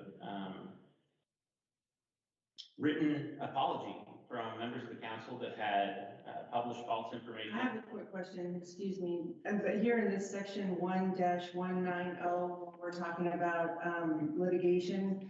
It says that these aren't supposed to be discussed if litigation is pending. Council members shall refrain from commenting on settlement, all of this stuff. So you're getting into an area where there's already lawyers involved. So this is unrelated to the litigation. It's not related, it's not unrelated to the letter I received in the mail. It's unrelated. No, that's actually what the letter said. So what this is related So to, I don't know if we should discuss any of this. well, I mean, the. So Mayor, did you not have some notes that we were gonna, Yeah, we skipped past, that was that so one? That's all we need. But we didn't, this one here, I don't have any notes for. That's the one that, it's been on, like you said, it's been on the agenda for weeks and weeks and weeks. Yeah, I wish we'd get it behind us. me too, and I can't believe it's on there again. Well, so we talked, matter of fact, if you want to jump into E and have that conversation, and we can come on to item F So after. whose idea is it to do this at 2 o'clock in the morning right now? I mean, is this your idea? What's happening? The agenda keeps getting kicked down the road, so as long as the. We agreed 2 meetings ago that this was gonna get kicked down the road. Okay, So we And can now- kick it down the road again. but now we Because it have, was at your request, Julie, that we kick it down the road. right, because what was said before wasn't good enough. So I said, yes, I'm going on vacation. Let me think about it all, presentations, this and that. But since then, I have gotten a letter from an attorney. So now we're going into legal matters. About your current policies, you have. About everything he's wrangling on about, yeah, it's gonna may go to court, so I don't feel comfortable. Well,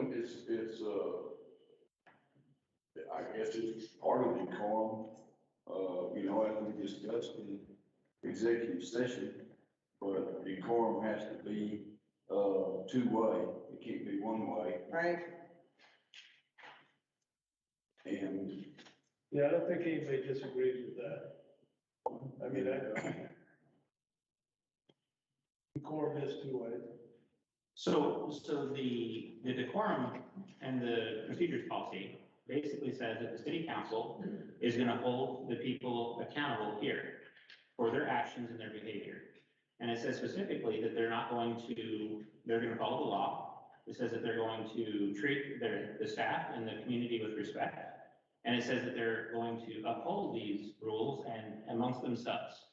We have council members that are in direct violation of those, and would that they be have, your opinion? no, not my opinion at all.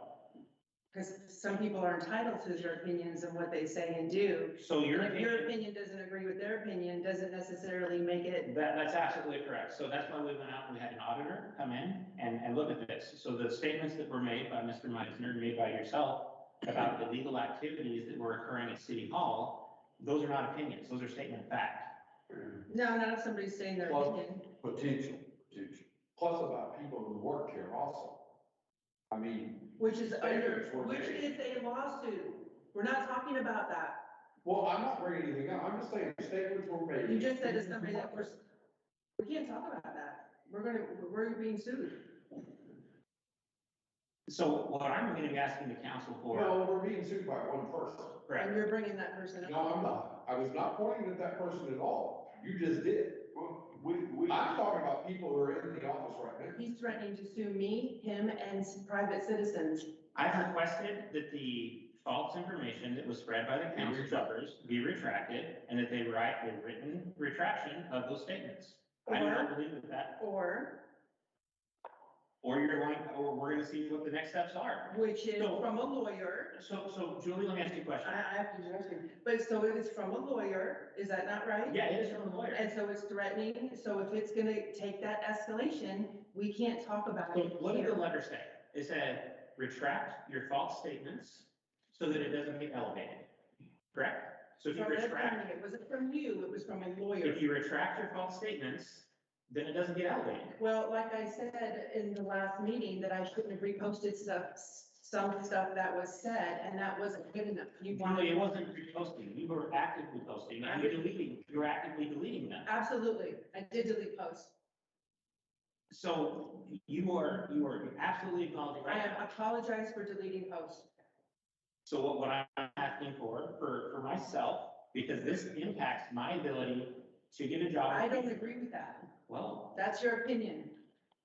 If you're gonna state an opinion on what my opinions were, then that doesn't make any sense to me. Julie, if I go to your boss right now, I'm not playing what is, Mr. Mayor, I don't trust you. Mr. Mayor, just point of order, this is not what we discussed in the executive. It's not, and I'm not gonna be bullied and pushed around by him in another meeting. I'm not doing it. And I'm definitely not gonna get it from you. So if we've been, and citizens have been given this letter from a lawyer, then we're gonna have to let it work out in court. then Mayor, I'm asking the council to bring on to the upcoming agenda item, a letter or a resolution of censure against the council members for their behavior, because they are absolutely 100% in violation. There was very ugly comments made against people in this office. I don't know why you're looking at me. I'm not, actually, I looked at John because he shook his head. Okay, take it out line of sight. I'll be the first to stand up. I got drug into the middle of this and Lord, I didn't want to do this, but I got picked. And I spent a lot of time trying to work through it. And the whole time I'm working through it, I'm seeing ugly comments, no decorum there, made against people in the office against, well, let's just say people in the office. I don't know exactly what you're talking about. We're speculating on, is it an opinion? Is it a statement? Is it this? Is it that? You're just making a blanket statement. So ugly statements can be someone's opinion. If I think Mr. Meisner here is a dirty word, that's my opinion. Correct. But if I go out and publicly broadcast that, that's not my opinion anymore. I'm stating it to the public. You can call it my opinion, but it still defames Mr. Meisner. So those kind of statements were made, and we can go back. I was defaming. We can bring it up on the video if you want to, whatever this is. But we don't need to go there. We don't need to go there. We're in the middle of a lawsuit that could cost the city a lot of money. We're trying to save the city money. Agreed. And here we're going again in something that, could be taking me to court, him to court, and private citizens to So one court. of the things we talked So I'm about, not gonna comment on that. one of the things we Okay. talked about in the executive council is that we wanted to put this behind us and move forward. I agree. Everybody wanted to do that. Yes. To do that, there was some things that were done in writing that needs to be reflected in writing. And I think that you should be able to do that. Okay, I don't think that should be a problem, and then this is put behind it, I think Mr. Nyberger will be happy at that point, and we can move forward with this. I mean, that's all we're asking for. The other things, just to talk about, the other things in the executive council that we talked about, is we talked about updating the policies and procedures, the decorum policies, going through them and looking at them, see what we can do to make them better. We talked about, public, any time that a city council member puts things out in the public and it's about the city, that's a public record. It's to be kept, stored, maintained. If there's ever an open record request, that is something that needs to be turned over to the city. And there's ways to do that. You can store it, you can send it to the city, you can do whatever you want, but that's the law. I don't make the law.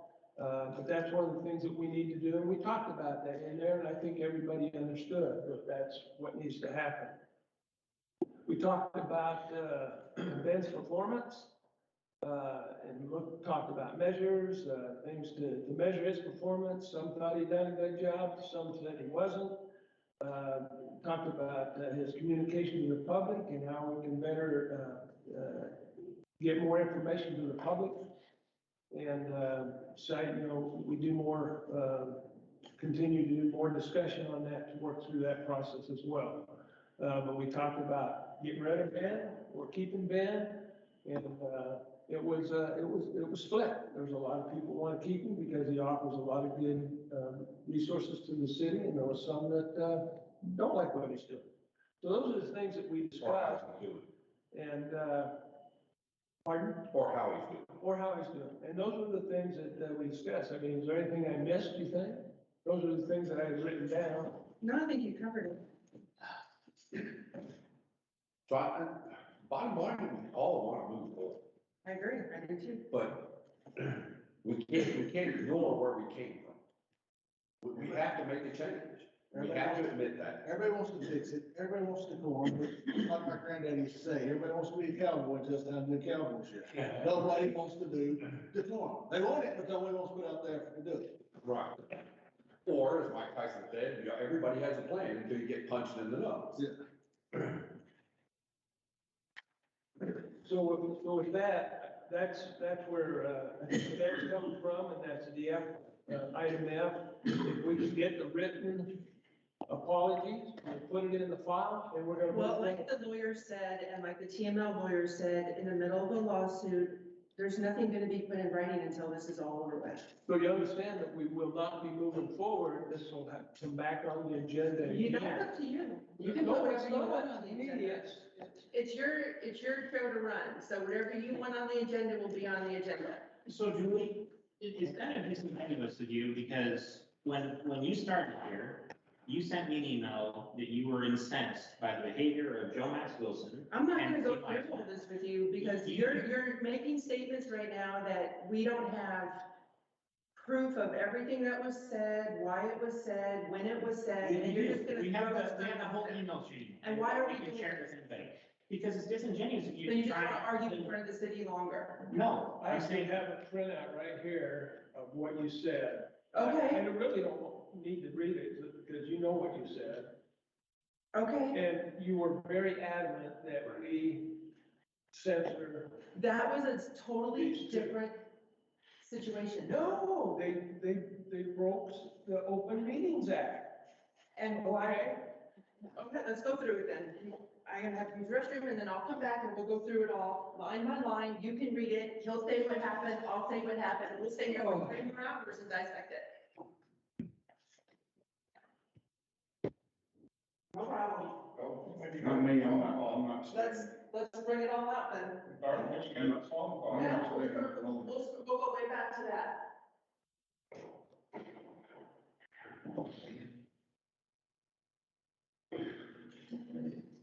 Two people, two members leave, you don't have a quorum. That's right.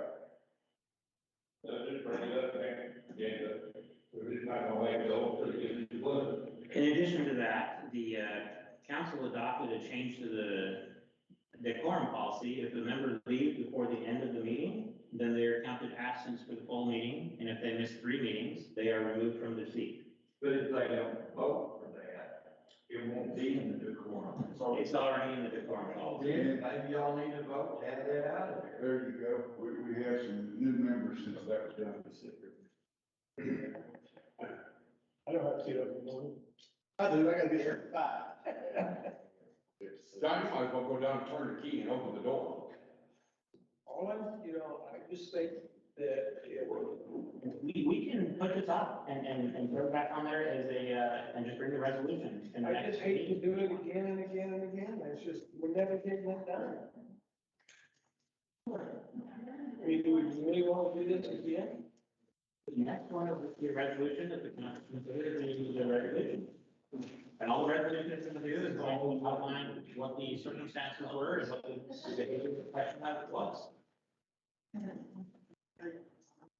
We can just, isn't that what you were just saying, make a motion and carry through with the censure and be done with it? Well, the censure has to have a written component, so. Okay. I guess we can put it on the following list. That's what I'm saying. If you guys want, we can just put this on the agenda and bring it back on the resolution, and you guys can take it up and have this conversation at the next meeting. It's Steve Lee. No. He actually let them out.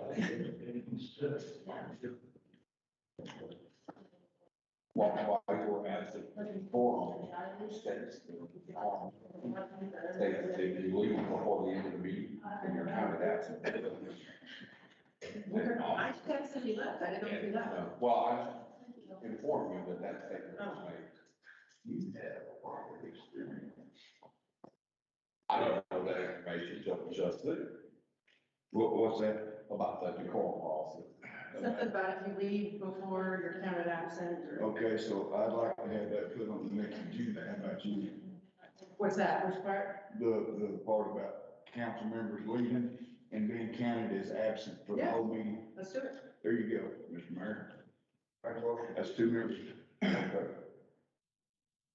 You got that, man? Yeah, We just had it on there a few weeks ago. So now I see that you have old emails of mine printed out. I don't have any of those. Once again, I'm bombarded at a council meeting when I'm volunteering. So I guess if you want to let me know what all you have, I'll have to gather my evidence of what I'm gonna have, and we'll just have a trial right here in the city. Or do you want to wait until Ben and I go to court? See, what's important to this decorum thing is not what's important to the people in the No. city. I agree, that's why I want to put it behind us. So we'll put it behind us. So. That's what we agreed on in the meeting, but he was bringing it up. He keeps bringing it up. So with no consequences, we just walk by. Everybody's been living in this hell for 3 or 4 months. I think there's a lot of consequences. I do too. I've been treated badly, I've been bullied, I've been going through it, I'm on heart monitors, I mean, everybody's been going through it. I've been going through it. You've been going through it, we're all going through We're it. all going through it. So why can't we get? Where's my written apologies for what I've been going through? I told you. Where am I? Exactly, so he's demanding a written apology for people's opinions, then I guess let's all write each other, let's write an apology to the city for putting them through this. Maybe that's an idea. Well, as the lawyer said, I think that while we're in the middle of a lawsuit. Larry, Julie and I both were told, do not do anything, So here we are, actually, Like, back again. you know? I'm saying, So, well, let's push it forward. Let's go. I agree, I agree in our executive session that I would make the apology to the, girl that works in there. Yes. But, And that was very nice. That was a very good. yeah, I'll do that. That's where it's at. I personally can't see working under those circumstances. I'd be very crushed if somebody put all that publicly about me But here- as an engineer up in, And I'll put it on the same, public format. Yeah. I mean, so I hear the apologies, so what's it take to put it in on a piece of paper so we can? Getting through our lawsuits. File. Getting the lawsuits over with. I mean, it's already technically. The lawyer said not to do anything until the lawsuits are over with. Now that I've been threatened, it just doubles it down for me that we need to get past all the lawsuits and then go from there, as the lawyer said. So I don't understand how the retraction is. Because that's not what's happening. So claims of embezzlement and financial fraud and illegal activities and investigation You'll by, have to talk to the person who posted it originally. I think he's not here. that was Mr. Meisner and you. No, that was somebody else who's not here. No, it wasn't. I'm not gonna, how long do we want to do this? I've already said that until the lawsuits are Want over to progress the with. position and bring it forward in the next meeting? Yeah, it's good. Okay. Until the lawsuits are over with, we can't talk about We'll it. bring forth the resolution at our next meeting and we'll just, So he just told you what to do for the next meeting. well, I'm at a loss and I need the expert. You're the mayor, you run the That meeting. doesn't mean I know everything, Julie, just like you. You have a lawyer sitting next to you. well, that's why we have experts. That's right. I will become. So the staff is telling you what to do with the next meeting. Is there something wrong with that? Yeah, You want there to- is. There's a lot wrong with that, he agrees. All right. Oh, and he told you let's adjourn, so let's adjourn because the staff has dictated to you everything that he wants Oh done. my goodness. I have an 11-year-old takes more responsibility for his actions. And the lawyer said, wait till the law. He still takes responsibility for his actions. And I'm gonna follow the legal advice. All right, I see Okay, dancing, I'm gonna but not follow this the good. legal advice. Okay. Okay. We can push I. You want to push on? We got the one more item on. The other thing is, we talked about in the Oh, there's another. executive session is that, the lawsuit with Monica, the city has not been served yet. So there's really not much can happen until there's been served. What about I, the last thing? We're gonna push. Okay, all right. All right. I'll make a motion to adjourn this meeting. A second. Aye. All in favor? Aye. You gotta go.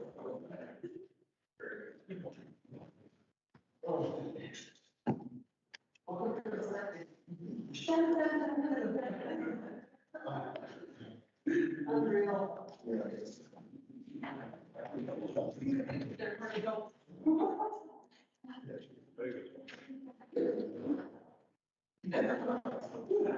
Welcome aboard, Steve. What? I knew I was myself that day. I was going to explain it to me before